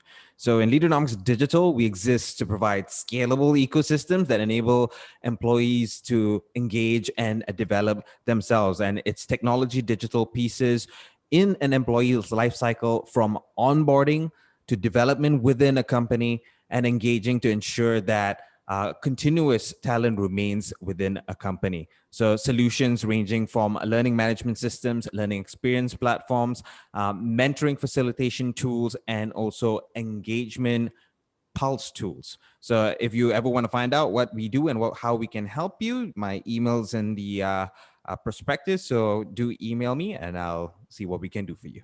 Thank you, everybody. Thank you. Thanks for your introduction. And this brings to our next speaker, Mr. Dheeraj Khandelwal. His presentation is about how technology making difference in the import-export. Mr. Dheeraj Khandelwal is actually chartered accountant since 1998 and is a proactive and influential member of various professional and social bodies. He has elected as a member of Central Council of ICAI for terms of 2016 and 2019 and was re-elected for a term of 2019-2021. He is continuously involved in expansion of knowledge and development within his professional colleagues and has conducted more than 400 seminars and workshops on various issues, including issues related to industry and trade. He regularly writes articles on current issues and also delivers lecture and conduct interactive sessions at various forums over existing and emerging professional opportunity, including opportunities in non-traditional practice. Promoters of Trade report Mr. Dheeraj Kumar Khandelwal has an experience of more than 20 years in the trading business of industrial commodities like metal and mineral. He has experience in commodities procurement via broker and selling the commodities in the international market since 2007 due to his family business. He has clients based in the Middle East, Mediterranean and Europe and Southeast Asia. He also has managed logistic, treasury, forex and account functions and has an experience in generating returns by investing excess funds. So now help me to welcome CA Dheeraj Khandelwal. Very good morning to India and good afternoon to the Australia and New Zealand. So thanks to this ANZ Business Chamber for giving me this opportunity and being part of this committee as well. My thoughts on how the technology is going to differentiate import and exports. Generally, we have seen this trade is of 300-year-old, and it's about having 700 trillion transactions across the world. So it's such a huge transaction, 700 trillion transactions are happening, and the same format which we are following from last 300 years. The transactions between the cross borders are the same. We have to call the people, then negotiate the dog, then either it's an email, then it's a documentation to be uploaded and need to sign, and then if it is a payment being covered through the secure transaction like LC, open up LC documentation. So all these are the documentation, a complete documentation based on import and exports. My here stress going to be, how technology can change the shape in the import and exports. If the slides move on, I'll show you, the India have the transaction of near about exports about near about $280 billion, and imports around $367 billion imports are there. We are working with across the world import and exports. Even in the Australia, if we see from Australia also, we are having a good transaction with the Australia in the jams, pearl, in the chemical, leather, agriculture, engineering, textile, and transactions are also there in India and Australia corridor. It's such as shoes exporting from Australia to India, and some part of it importing by Australia from India. So these are the, if you just change the slides to the third slide, so you will come to know about, what are the next slides. So what the India and Australia, corridors are there. My stress in the next slide going to be on part of how we can have efficiencies in the transactions. Generally, the transactions flows from contract by the traditional method, by calling them people, by sending an email, and then rate negotiate, and not aware of how rate negotiate will be transformed to the people in your organization where the same things are being happen, or even the marketplace negotiation with the shipping company, insurance company, and inspection company. Then traditional method of going to bank, lodging the document, opening the LC. Then again, it's a document is going to be there for the exporter to get the payment. So it's all complete documented transaction going to be there. And why the technology, if we build the technology called blockchain, in the blockchain, what's are going to happen? The all people going to be on the one platform. So if it is a trade between importer and exporter, like so if India, Australia is exporting to India, so in that transaction, exporter from Australia and importer from India are going to be on the platform, and the intermediaries like shipping companies, insurance company, inspection company going to be on the platform. And how the transaction going to be routed? In the contract management, the complete software is there, which are linked to the blockchain system. In the blockchain system, all intermediaries, all importer and export, other people are together. They can confirm each other's audit trails are there. So in the event of the audit trails are there, people cannot, deny that we have not been on contract, we had not a contract. Even there are digital signatures are already in place in the contract management. In the contract management, we transact with the importer and exporter, confirm to the rate. After the confirm the rate, we arrive for the contract where the importer and exporter both agrees on it. Audit trails are become part of it, and then it digitally signature it. After the deals is finalized, contract is signed, the importer can, charter party, they can negotiate with the shipping company. The shipping company is also there in the logistic part. They can also in online, they can negotiate the rate. There the reverse bidding is there, where the 4-5 shipping company you can invite for the bidding, and the lowest quote can be awarded for the shipping purpose, whether it's a containerized or whether it's a dry bulk area. After doing that, you can onlinely book for your insurance company.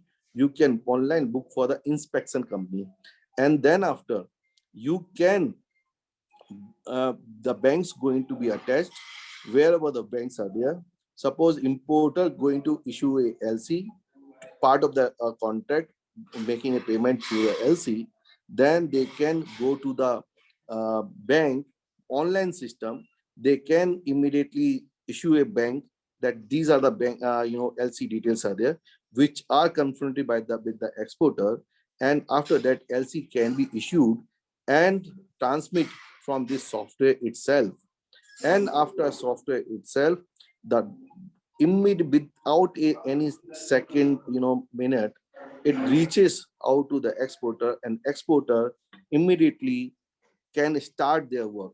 So it's a complete chain of flow where we are mitigating the risk of fraud.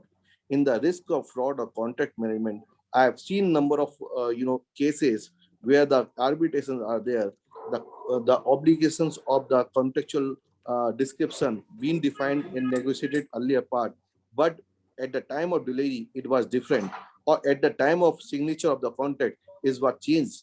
So in the physical format, it's very impractical to have a track record when it's changed, what are the terms condition have been changed. But in the software, in the blockchain platform, you can have a sequential thing where you can manage that, when it is changed, and any small change going to be accepted by the both the party. So the fraud cannot be at all happen in the contract management. Then even the documentation management, if I talk about, if you open up LC, and if you open up LC, it's take time, for acceptance. Generally in opening up LC, it's take a 2-3 days time, then reaching to party and paper documentation again 2-3 times, and making a courier 6 or 7 days. For making a acceptance, it takes 10 to 15 days, depend upon the country to country. Here is one of the best solution in the world, is that we are reducing the time of LC from 15 days to 20 days to time to 1 day or 0-hour day. So that banks are there, shipping companies are there, inspection companies are there. So all party, like in shipping company, they will issue the EBL. Insurance company, they will immediately send us an insurance paper, or inspection company immediately sends us an inspection report online on the platform. A bank, on checking the document, they'll accept the document. And that is why I'm saying that this is an efficient solution which helps to the importer and exporter. For the exporter, the transaction become a on cash basis, because generally the exporter get the payment after the LC is going to be accepted, and then after discounted. And for importer, the credit limits which are held back for 21 days, or depending on time, they cannot issue a further LC.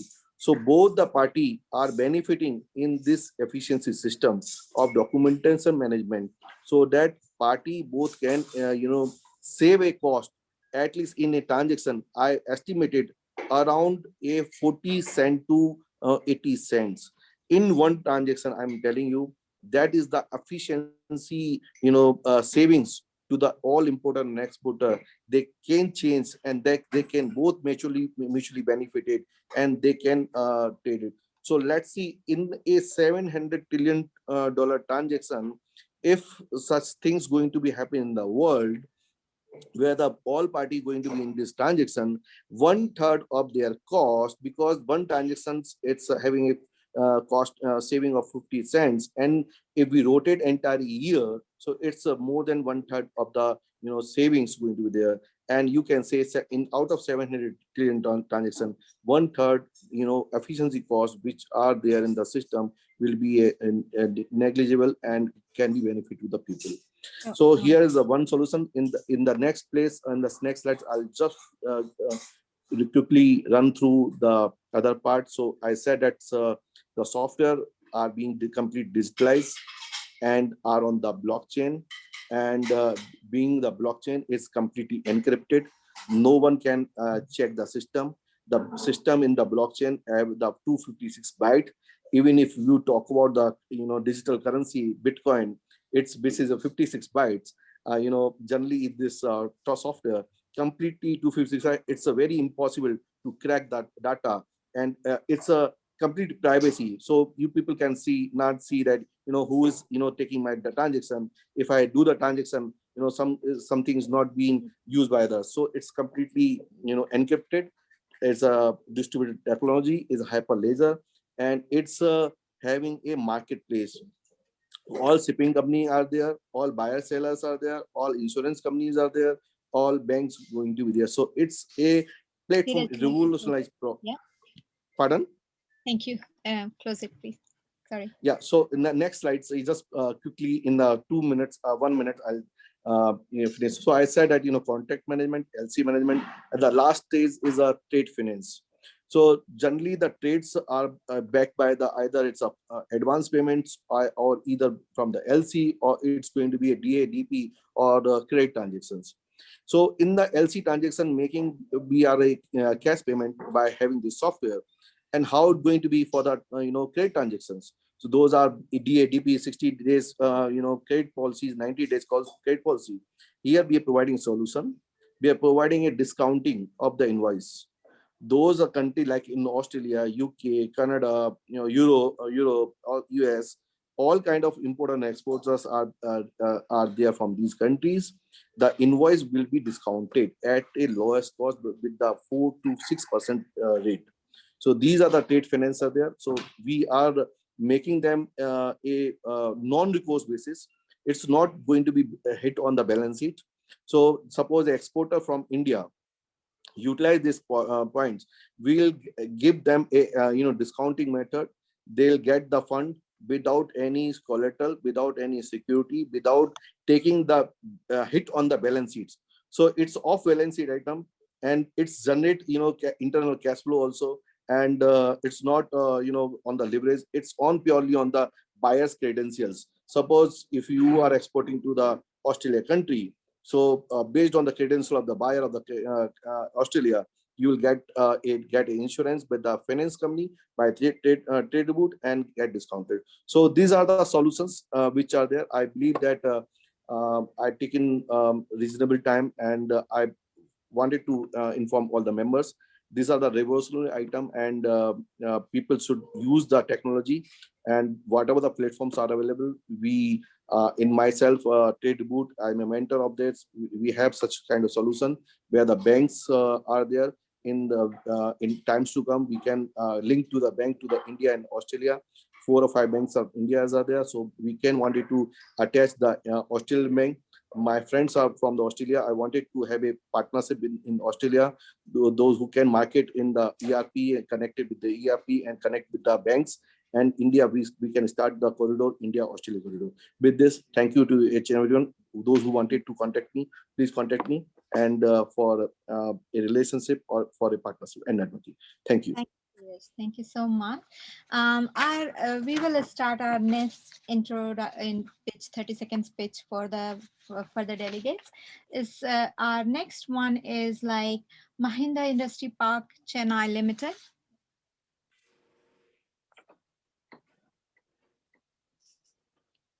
Mahindra Industry Park Chennai Limited. Oh, sorry, I'm on mute. Yeah. Yeah, hi, this is Chandrasekhar from Origins by Mahindra World City. This is located in the northern part of Chennai on National Highway 16, Chennai-Calcutta Highway. And our location is close to 3 ports, Chennai Port, Adani Port, as well as Ennur Port. And currently we are, Mahindra World Cities are home to 150 MNCs from 17 countries. Here we provide land parcels with a plug and play infrastructure, and also we offer land parcels for industrial space as well as warehousing and build to suit as per the customer convenience. And we are happy to invite customers globally. And also we have a customer from Singapore as well in Chennai. And we have our locations in Chennai, Ahmedabad, and Jaipur as well. And we are happy to invite customers from Australia. Thank you very much for the opportunity. Thanks. Next is Mahindra World City Developers Limited. Hi, good morning all, and thanks to ANZ IBC for this platform. And I represent Mahindra World City Industrial Park. Am I audible? Yeah. Okay, thanks, Mr. Priya. So I represent Mahindra World City Industrial Park, Chennai. It's a part of Mahindra Group onto it. So it's one of the first corporate India's first IGBC rated actually industrial park. It's a combination of SEZ, DTA, as well as a residential social infrastructure zone, having 65 plus global MNCs having taken just their taken Mahindra World City as their just home for setting up an industrial park onto it for industrial facilities. And we also have opened up actually a couple of locations like residential and retail development, which has been open for investors. Just look at this as an option actually onto it in Chennai. So this apart from this, actually we also have a second park in Jaipur, which is spanning across 3,000 acres, double the size of Mahindra World City Chennai. So total put across, we have 150 plus companies having set up their factories in Mahindra World Cities. And we just welcome all the partners from Australia, Singapore, and UAE to look at this as an option. Thank you. Next is Mars International Pty Limited.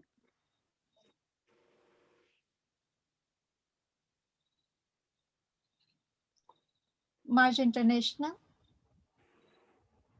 Mavka Fashion. Next is Mavka Fashion.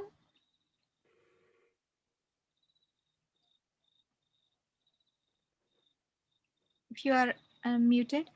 Our next is Maclo Robertson.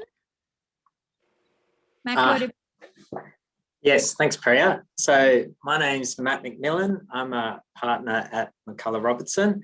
We're an independent Australian law firm, about 400 lawyers. We offer the full suite of commercial law services and have offices along the east coast of Australia.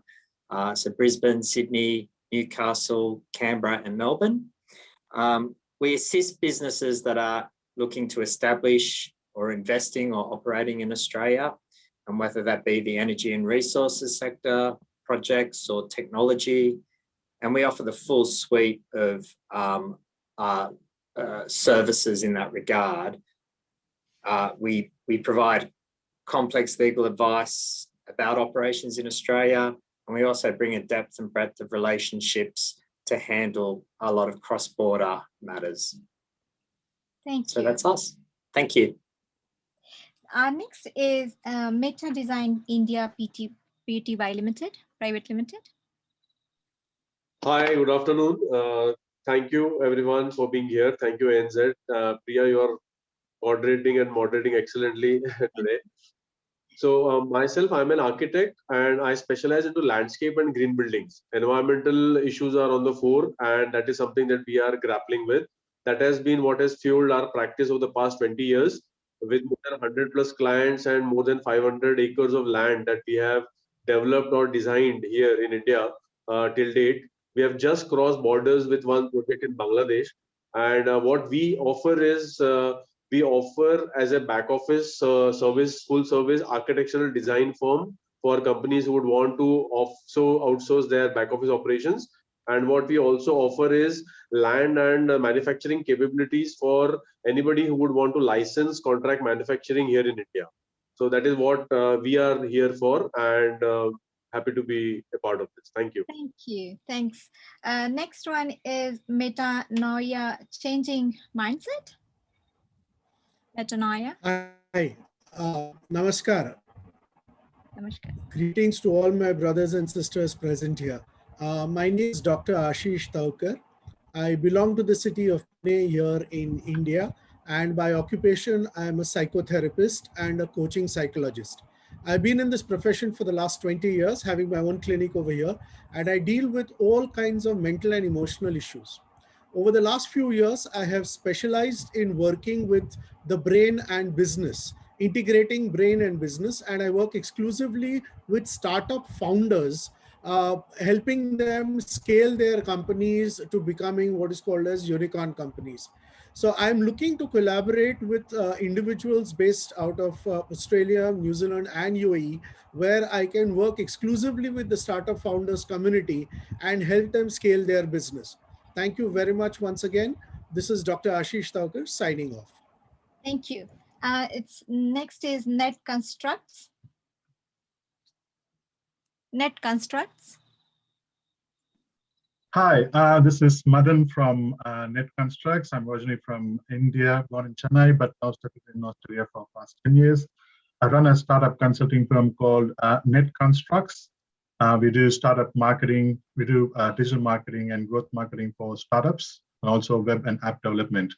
I'm looking to connect with other tech companies that are particularly looking for market opportunity. Love to cater for working with tech companies, especially who cater for industries in food, health, and ag tech. That's about from me. Thanks. I would like to invite next is Imidat Technology LLP. That was missed out. Imidat Technology.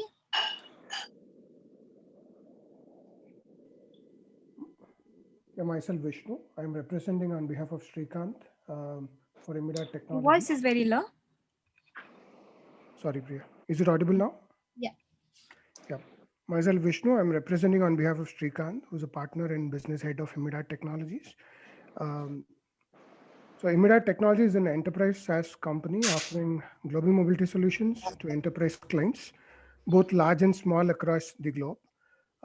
Currently, our secure on-cloud platform streamlines the immigration processes for more than 25 global clients in 90 plus countries with the user base of 250,000 users across. So we are ISO 27,000 certified and GDPR compliant workflow-based SaaS platform, which can ease the overall immigration processes for HR, immigration, mobility teams across the globe. Thank you. I would request to please mute if somebody has not muted, please. So next, Cloud Wave Solution PVT. Hi, thanks Priya, and thanks. Hello everyone. I am Madhu. I am CEO of Next Cloud Wave. We are into online food aggregation platform, which is a SaaS model, software as a service. We offer cost-effective cloud-based platforms to any retail food and beverage industry, where it could be a single outlet chains or a chain of restaurants or a chain of supermarkets, or it could be an online aggregators like Grab or Swiggy or Zomato or any kind of an international brand. We can build cost-effective aggregation platforms across the world. We are looking partners in Australia and other part of the world to promote our platform in this. Thanks, everybody. Next is New Life Placement Pty Limited. Good afternoon, everyone here. Very warm welcome to our guests from Australia, Singapore, and New Zealand. And we are a human resource company. We have our bases in India, UAE, and Estonia in Europe. We are into higher education consultancy, immigration consultancy, and overseas job recruitments. Looking forward to connect to Australian universities and immigration consultancies. We would like to work with you. Thank you very much. Thank you. Next one is Niche Corporation.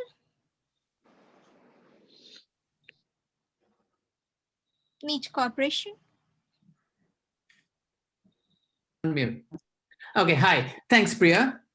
My name is Fazal Mohsin here, and I'm the director at Niche Corporation. What we do is we built our own ERP to support the small to medium fashion industry, all the way from manufacturing to retailing and wholesaling. And most of our current customers are in the Australia, New Zealand region, and a couple in Europe. And we are looking for partners and ability to expand. Thank you. Sure. Our next is Penguin Apparel Pty Limited. Hi, hello. This is Yep. Manivanan, VP Marketing and Penguin Apparel Private Limited. We are an apparel and ready-made garment manufacturer based out of Madurai in the southern part of India. We are currently working with private label companies and brands across the United States and Europe. We're now looking to enter into the Australian market and would love to hear from any brands or private label companies that are interested in sourcing products out of India and in manufacturing out of India. We are currently doing about 2.4 million pieces per year. And of course, we're looking at opportunities in the Australian and New Zealand markets. Thank you. Thank you. Next is Peter Vickers and Associates. Peter Vickers. Yep. I'm a chartered accountant, and what we do is assist people from overseas to set up businesses in Australia. Australia has a unique employment law, which I found that anyone from overseas just doesn't understand what the employment laws and how you handle employees in Australia. So we assist everyone with that. We obviously assist with tax, company structures, formation of companies, and we also have a problem with overseas companies have problems with opening bank accounts in Australia. So we assist with everyone. We also have over 50 accountants working in Bangalore, India, doing just Australian tax and accounting. Thank you.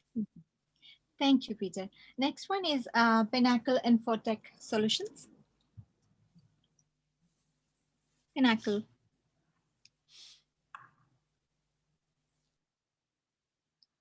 Next is PKC Consulting.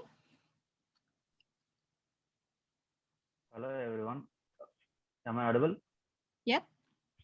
Yeah. This is Suresh Patla representing PKC Consulting. PKC Consulting is a full-service chartered accountant firm with 33 years of experience and 100+ professionals. We provide advisory services on transfer pricing, statutory and legal compliances for GSEs and foreign establishments. We also provide management consultancy, accounts outsourcing, payroll processing, auditing, and taxation services. Looking forward to connect with you all and happy to solve your queries. Thank you. Thank you, Angie, for providing this opportunity. Thank you. Thanks. Next is our Quality Evaluation and System Team TY Limited. Quality Evaluation. Very good afternoon to everybody. I am Purushottam speaking from Quality Evaluation and Systems Team with an acronym called QUEST. And we are a third-party inspection agency providing services in India for the last 37 years with about 500 people spread in 14 locations and in various sectors like engineering, defense, maritime.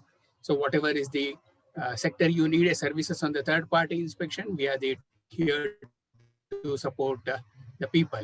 And recently we have been providing clients from overseas, like from UK, from Finland, from Spain, and very recently we have a contract from US also.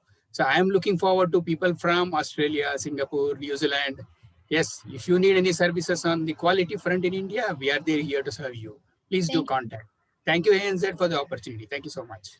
Thank you. Next is RK Diwan and Company. Yeah, hello, am I audible? Yes. Yeah, I come from RK Diwan and Company. I am Dr. RK Sapru here. RK Diwan is an intellectual property powerhouse. So why do I say powerhouse? Because we have been in the business for the last 75 years, and we deal with everything related to intellectual property, be it patents, copyright, designs. We have more than 400 clients, right, from individuals to Fortune 500 companies. We operate in 125 countries across the world. We have domain experts in practically every field, be it oil and gas, chemical engineering, computer science, biology, and we have a professional litigation team. So we are open to any relationship with any of the partners present here. Thank you very much and have a good day. Next is R. Subramanian and Company LLP.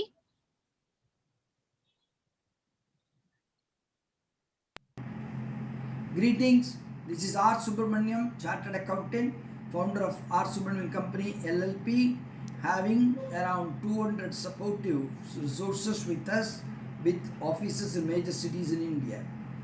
Our operations generally include assurance as well as consultancy in the key areas like restructuring, mergers, acquisition, valuation, due diligence, not only for government companies but also large private sector as well as infrastructure companies, besides many foreign subsidiaries operating in India. Sure. Next is Radisson Homes. Radisson Homes.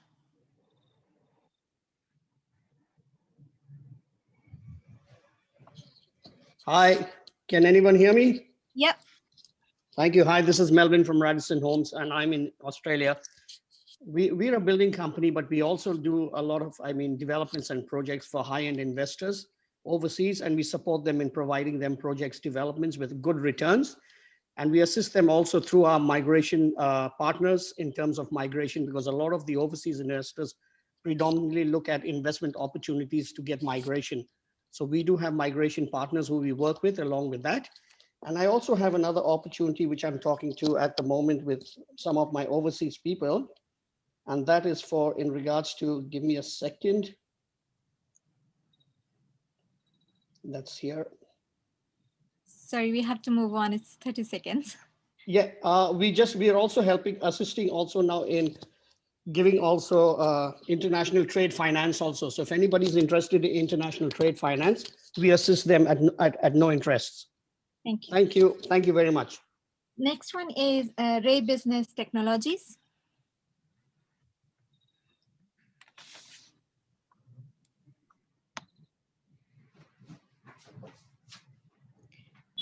Ray Business Technologies. Hi. Thank you so much. Good morning and good evening, everyone. This is Ajay Ray from Ray Business Technologies Private Limited.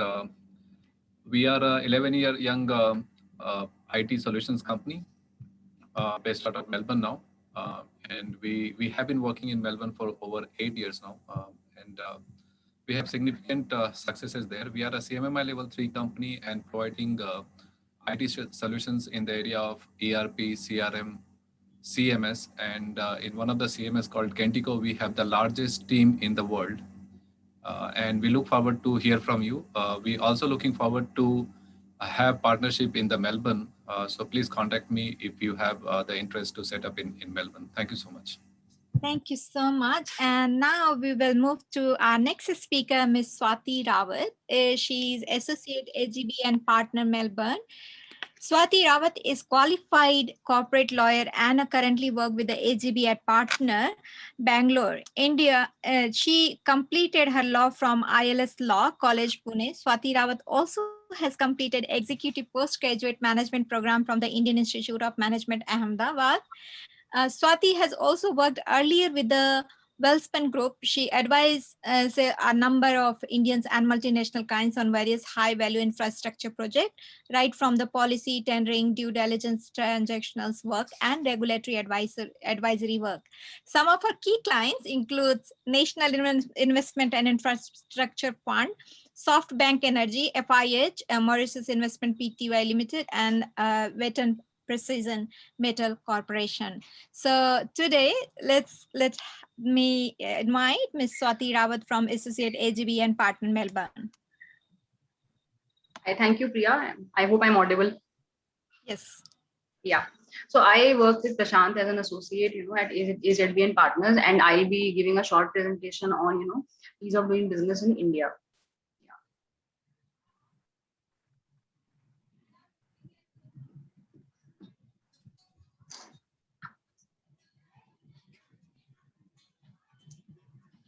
Sorry, I'm not actually able to. Okay, yeah. So I got the remote control.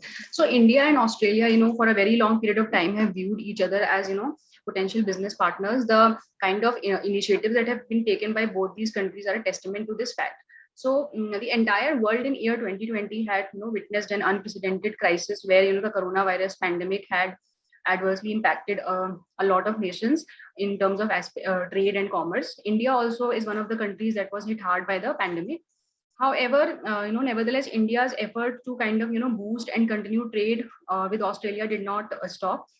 In this regard, I would like to draw your attention to India's Australia Economic Strategy report that has recently been published by the Ministry of Trade and Commerce. So this is a first of its kind initiative that India has taken for a specific country. This report, came in response to Australia's India Economic Strategy to 2035. So these two reports basically create a perfect roadmap for the future economic engagement between these two countries. Now, in year 2020, early, it started with the Australia-India Business Exchange, which was a large delegation of large delegation of people from Australia who had come to visit India to explore and discuss business opportunities. This was then followed by the historical virtual summit between India and Australia prime ministers. This summit basically elevated the status of India and Australia from bilateral trade partners to kind of comprehensive strategic arrangement where they had discussed opportunities for entering into agreements on cooperation in different sectors like mining, defense, technology, space, mutual logistics, and such things. So we see that even the obstacles put forth by the pandemic did not discourage India and Australia from kind of continuing their trade talks. Yeah, so having talked a little bit about these initiatives that have been taken by India and Australia, I thought it'll be useful to look at certain economic figures and appreciate the kind of trade and services and goods that has been happening between these two countries. So I have certain economic facts in front of me for the year 2019. So if we see the export of services from Australia to India stood at somewhere around 7720 Australian million dollars and exhibited a growth of 16% over the base year. Similarly, import of services by Australia from India stood at 2851 Australian million dollars and again showed a growth of 10.4%, which these growth figures are really, these are substantial. Now coming to the investment part, Australia's investment in India stood at 1932 Australian million dollars and India's investment again in Australia stood at $116 million. So we see a substantial amount of foreign direct investment also has happened, and we have to agree that there's still a lot of scope for both these countries to kind of continue trade and increase their foreign direct investment. As can be seen from these slides, that India is also that Australia is also a valuable import and export destination for India. Yeah. So now India, even from pre-COVID times and even during the times of COVID crisis, has been initiating reforms and opening up FDI in a lot of business sectors that are lucrative to foreign investors. However, given the constraint of time, I would want to discuss a few of them. Now, mining is one sector where Australian companies have a lot of expertise in and already are present in India.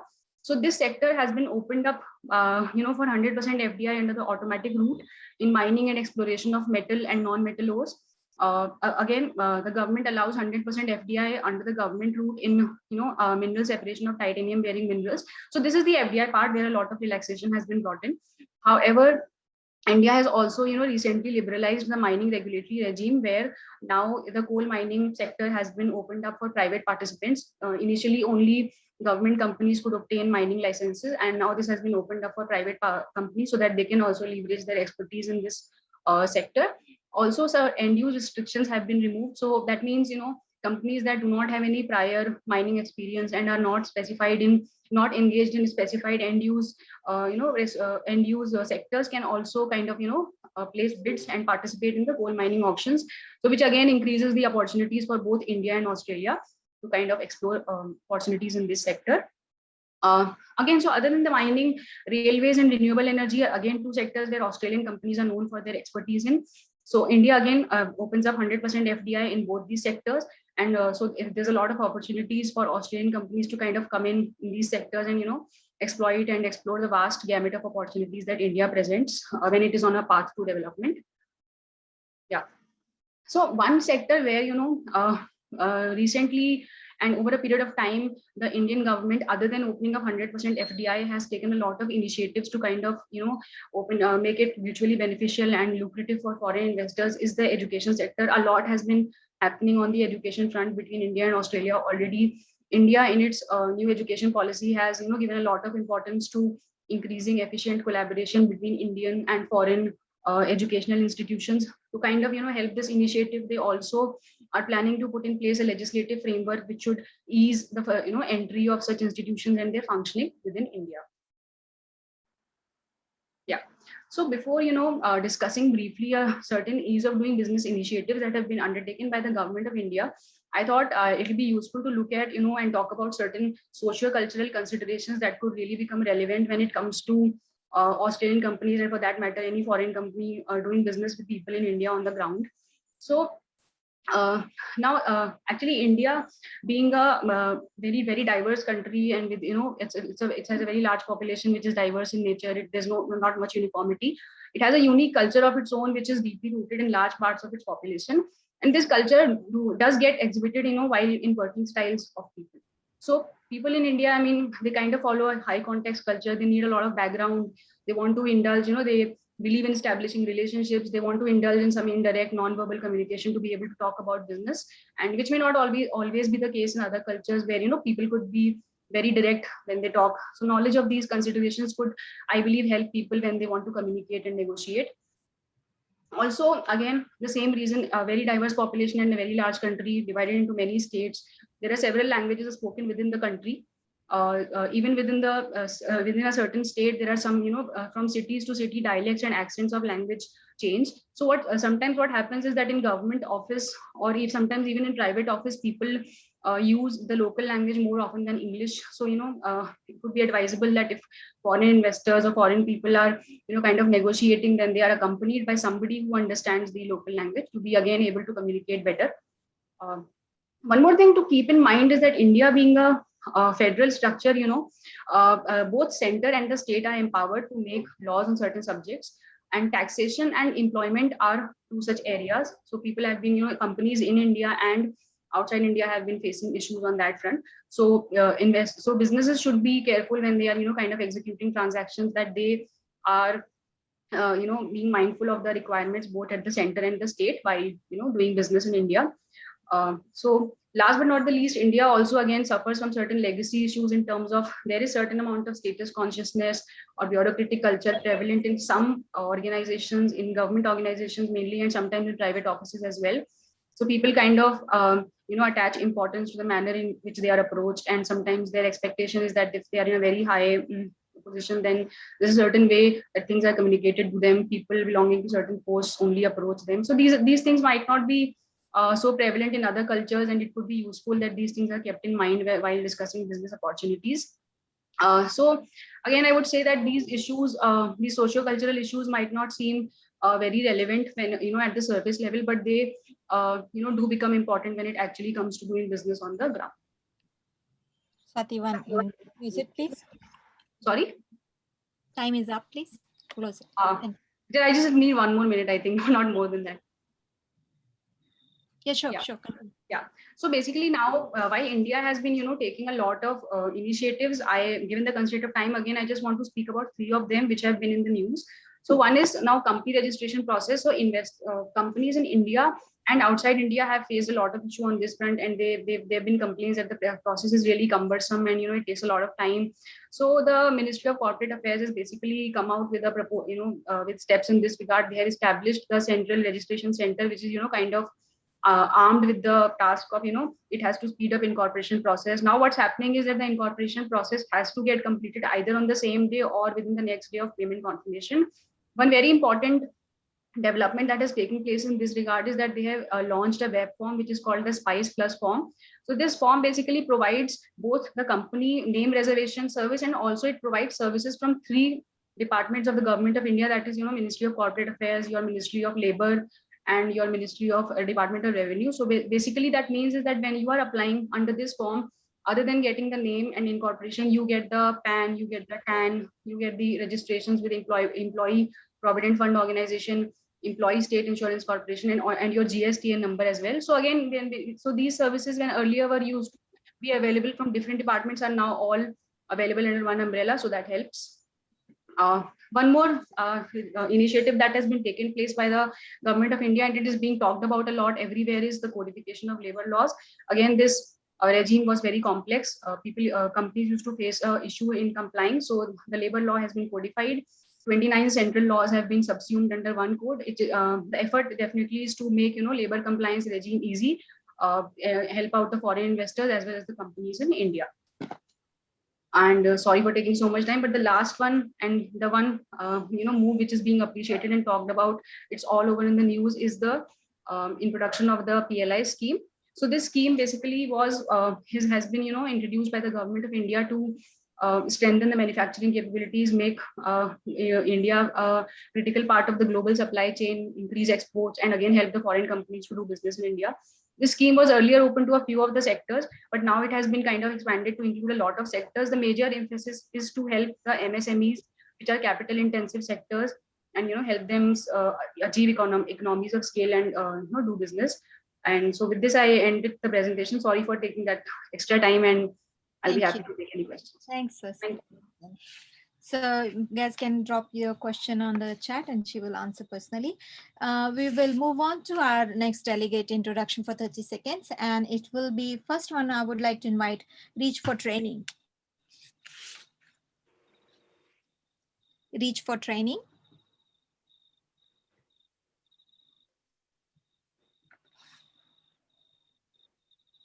We'll move on to the next one. RSM Australia. Good afternoon, Madhavan here, partner at RSM Australia.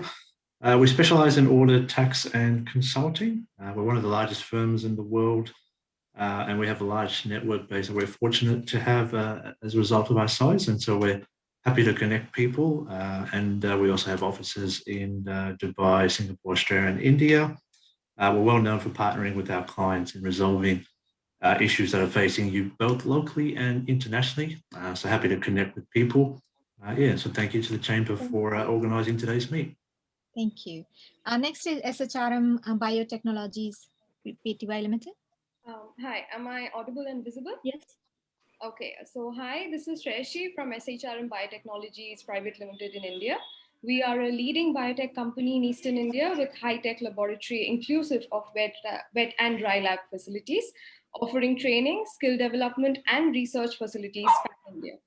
So we are nationally and globally recognized. Our student base is across the global arena. Now, since with the onset of COVID-19, we have realized the importance of healthcare, research, and biological sciences. What we are really looking for is collaborating with academia, institutes, research organizations, and life sciences companies to initiate courses on life sciences and also take up contractual research opportunities across the mentioned countries that are over here as part of the ANZIBC India. So would really look forward to that. Next one is Cyrus Migration.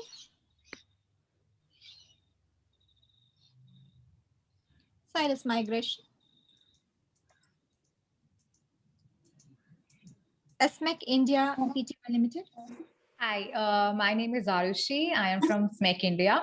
We are a 100% subsidiary of SMEC Australia. We are a member firm of Sabuna Jurong Group, which is one of the biggest sovereign funded infrastructure company in Singapore. We are an engineering and a management consulting firm, providing services in transaction advisory, government advisory, economic development advisory. Thank you very much, Priya, and we look forward to collaborate in future with the companies here. Thank you so much. Thank you. Our next one is Spring Up Capital. Hi, nice to meet all of you. This is Santosh Kotnis from Spring Up Capital. Spring Up Capital is a mining fund and the scale-up accelerator focusing on spotting, funding, and scaling the startups. We are supported by a strong accelerator program, and we enable the startups for market across the globe, Asia Pacific, Europe, and North American markets. And we bring in a more engaged execution with our portfolio companies, where we work with our startups for defining the strategy, product market fit, and funding, and take them to the global market. Sure. Looking forward to collaborate with you to help the Australian startups or Indian startups to Thank you. To the cross market access. Thanks. Next is Square Circle. Yeah. Yeah. Srinath here from Square Circle. Yes. Am I audible? Yeah, please continue. Okay, thanks Priya, and thanks Santosh ANZIBC for giving this opportunity. Great and exciting program. Good afternoon all, good evening all from Australia. Srinath here from Square Circle. I'm also partnered with my another colleague called Santosh Kotnis, who just explained what is Spring Up Capital.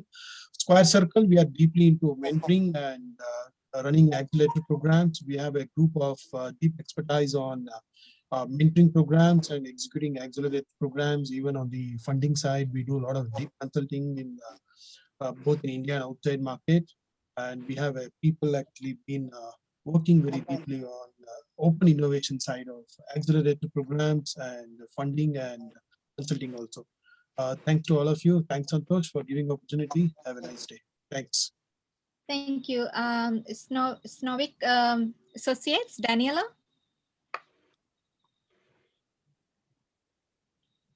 Hi, wanna say something? I need to unmute myself. Okay.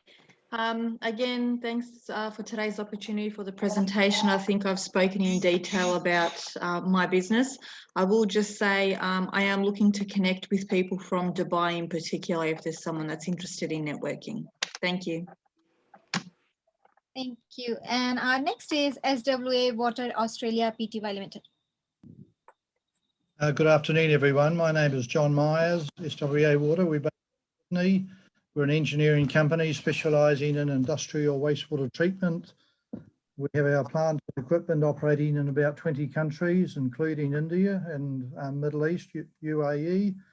We have a range of world-leading equipment, particularly for the oil and gas industries, petrochemical, power generation industries, and we're seeking business partners to further our business interests in India and in the Middle East. Thank you. Our next one is Tablet India Limited. Tablets. Hello everybody, this is Raghavan from Tablets India.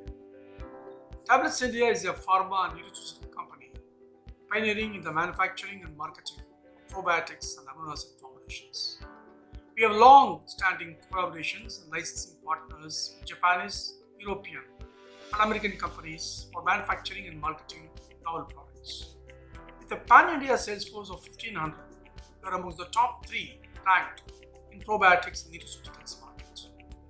Our 4 manufacturing facilities includes an exclusive dedicated probiotic facility, which manufactures 6 out of 10 probiotics in India. We look forward to contract manufacturing arrangements in probiotics and nutraceuticals. We are open to investing via JV or any other arrangement in these related areas. We are looking to expand our international market via new distributors and arrangements. Do get in touch with us on mutual business interests. Our next one is the Tamil Nadu Handicraft Development.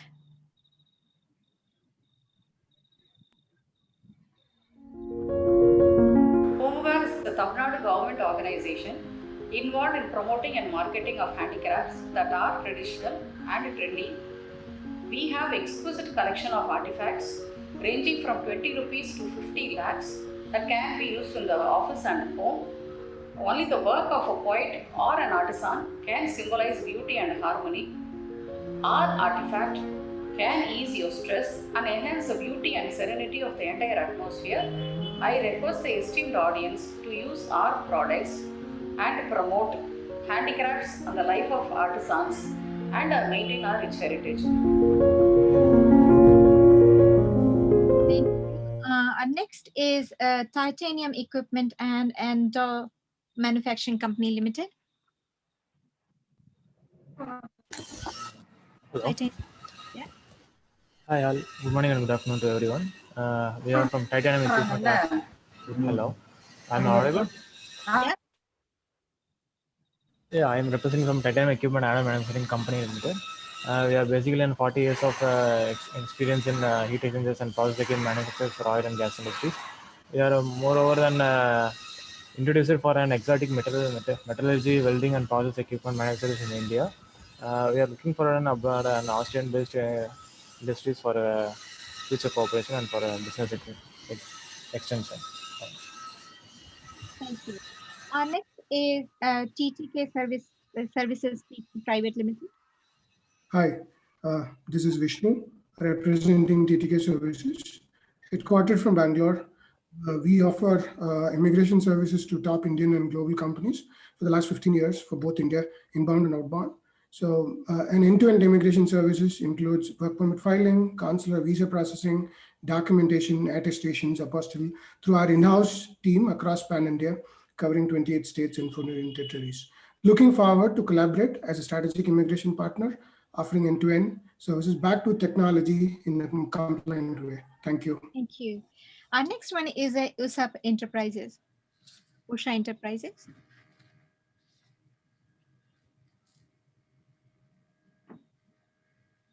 Our next one is Vidyatech Software Solution Pty Limited. Hello, everyone. I'm Amitav Sen. I represent Vidyatech. Vidyatech is a software services company with operations in USA, Canada, Singapore, and India. We have a global clientele with Microsoft USA being our largest customer. Our 3 core competencies are learning technology, cybersecurity, and cloud services. In learning technology, we have expertise in LMS, CMS, and TMS, training management system. In cybersecurity, we have expertise in data security domain. We have built a product called Dash Magic that automates data lake incident remediation, incidents generated by DLP systems, and cloud services. We help customers migrate applications from on-premise to cloud. We are now keen to expand our operations to Australia and looking for business partners in Australia. Thank you so much. Thanks. Our next one is Vinayakant Associates. Vinayakant and Associates. I'm Vinay Kumar, Chartered Accountant from Varanasi. We are a 35-year-old CA firm having offices at country. We are in inbound and outbound investment opportunities, clients formulating in executing their entry strategy, and by helping JV partnerships, creating efficient and investment structure, streamlining financial operation processes. We have also a strong capability on arbitration and reconciliation matters. We also specialize in the field of bookkeeping, assurance, taxation, and financial advisory. We are looking for outsourced accounting systems and accounting work in it. Thanks. Thank you. Thanks, Vinay. Our next is Genu Law Associates. Genius. Yes, is there? Good morning, everyone. I'm Jayashree Naveen Chandra, a partner at Zeus Law Associates. Zeus Law is a full-service law firm offering corporate and commercial law practice as well as litigation and arbitration representation to all its clients in India and abroad. Our practice areas include corporate and commercial law, litigation and arbitration, advisory on mergers and acquisitions, FDI, joint ventures, IPR, as well as employment law practice. I have been practicing since 2001 and I have done my master's in psychology as well as law, and we'll be happy to address any questions you may have regarding your business. Thank you. Thanks. Our next one is Geelong Management and Consultancy. Hello, my name is Garrett Everson and I'm the Managing Director of Geelong Management and Consultancy. We actually are a conglomerate with a number of companies under our belt. This includes an accounting firm, law firm, migration, procurement and tendering processes, international and export marketing as well. We also offer IT software solutions and management consultancy. So happy to discuss any Thanks. we can go ahead and help across Asia. Thank you. Our next one is Zixware Technologies Private Propriety Limited. Hello and welcome. I'm Bablu Augustin, one of the directors for Zixware Technologies. I run the operations of Zixware in Australia and New Zealand region. Zixware is a digital solutions provider with offices in Australia, US, and our head office and development center in India. We provide end-to-end digital solutions to government, non-profit, education, media, and e-commerce. Please feel free to come and talk to us for more details. You can reach us at zixware.com.au or zixware.com. Thank you and good day. Thank you. And last but not least is our Transport Corporation of India Limited. Transport Corporation, please. Yes, am I audible? Yes. Yeah, thank you. So I'm Yakshit. I lead the business development vertical for TCI Group in India. We offer logistics supply chain management solutions all across India, in Nepal, Bangladesh, and we are one of the largest and oldest logistic companies in India, established in 1958 with over 30,000 employees and 1,400 offices across India. So we look forward to hear from you on your logistic queries as far as these nations are concerned. Thank you. Thank you so much. And now I would like to invite Mr. Paresh Shah for our committee member and director Technowork KG Mumbai. Mr. Paresh Shah is a former trade commissioner of Government of Western Australia, come with over 30 years of rich experience in various business functions and industry domain. These include new projects, planning and execution, new business development, international trade and investment. These rich experience has been used for business advisory service, industry, auto component, textile, heavy engineering, construction, education, food, oil and gas, and financial services. He was Director Asia for American company in India for 7 years. Since last 8 years, he provided business consultancy for market entry, strategy, and setting up businesses in India, business growth, international marketing to clients from India, USA, UK, Spain, Australia, and few other countries. So thank you. I would like to invite Mr. Paresh for concluding remarks. Sorry to disturb. Before Paresh take over, may I request Mr. Mohan Kurian to give an introduction? Yeah, sure. Mr. Mohan. Okay, yes, Mohan Kurian here. How are you, sir? Good, thank you. Please continue. Is this an introduction or? 30 seconds your pitch, please. Thanks. Yeah, please. My name is Mohan Kurian. I represent Aspinwall and Company Limited. We are in Cochin, South India. It's a 150-year-old company. We have been active in the field of logistics with 19 offices across India and 1 office in the Netherlands, manned by a Dutch national. We are setting up an office in the US also. We are also active in specialized coffee. We are the largest exporter of Monsoon Malabar from India. We are active in Europe and USA, a little bit in Southeast Asia, including Australia, New Zealand, and Japan. I look after the natural fiber division, which is basically floor coverings in various modes made of natural fiber like cocoa fiber. And we also have another company that has an estate, a natural rubber estate. So we are in multiple forms of business. We are expanding globally, and we are looking for partners in Singapore, Australia, and New Zealand. Thank you. Thank you. Thanks. Mr. Paresh, you can continue. Thank you, Priya, for a very generous introduction. I would not like to repeat it because it was just immediately before this. To come quickly to conclude my conclude our session so far. Firstly, on behalf of ANZ India Business Chamber, I sincerely thank you all the speakers for giving an insight of doing business with India and Australia that includes support from government, but the migration route, the necessary legal steps needed, the use of technology for import and export documentations and financing, and other important aspects that affects and impacts business. I also thank you all the participants to patiently listening to the presentations, and I hope they have benefited out of them. And last but not the least, on behalf of ANZ India Business Chamber, I thank Priya Mishra for her wonderful job in moderation of this event, Shyam for his technical support, and our key sponsors, namely Exos, Corporality Global, Hut, Chadwick, Melbourne, and Slovenic Associates for their immense support to make this happen. We had an overwhelming response with over 80 participants today in this event, and as a result of this, we have a plan to have another event sometime in June, and the information will be shared very soon. As a follow-up to this event, anyone needs any help, please do get in touch with our chamber office and Santosh or any of us are committee members, and we welcome you to give any information as you like. Thank you. Thank you.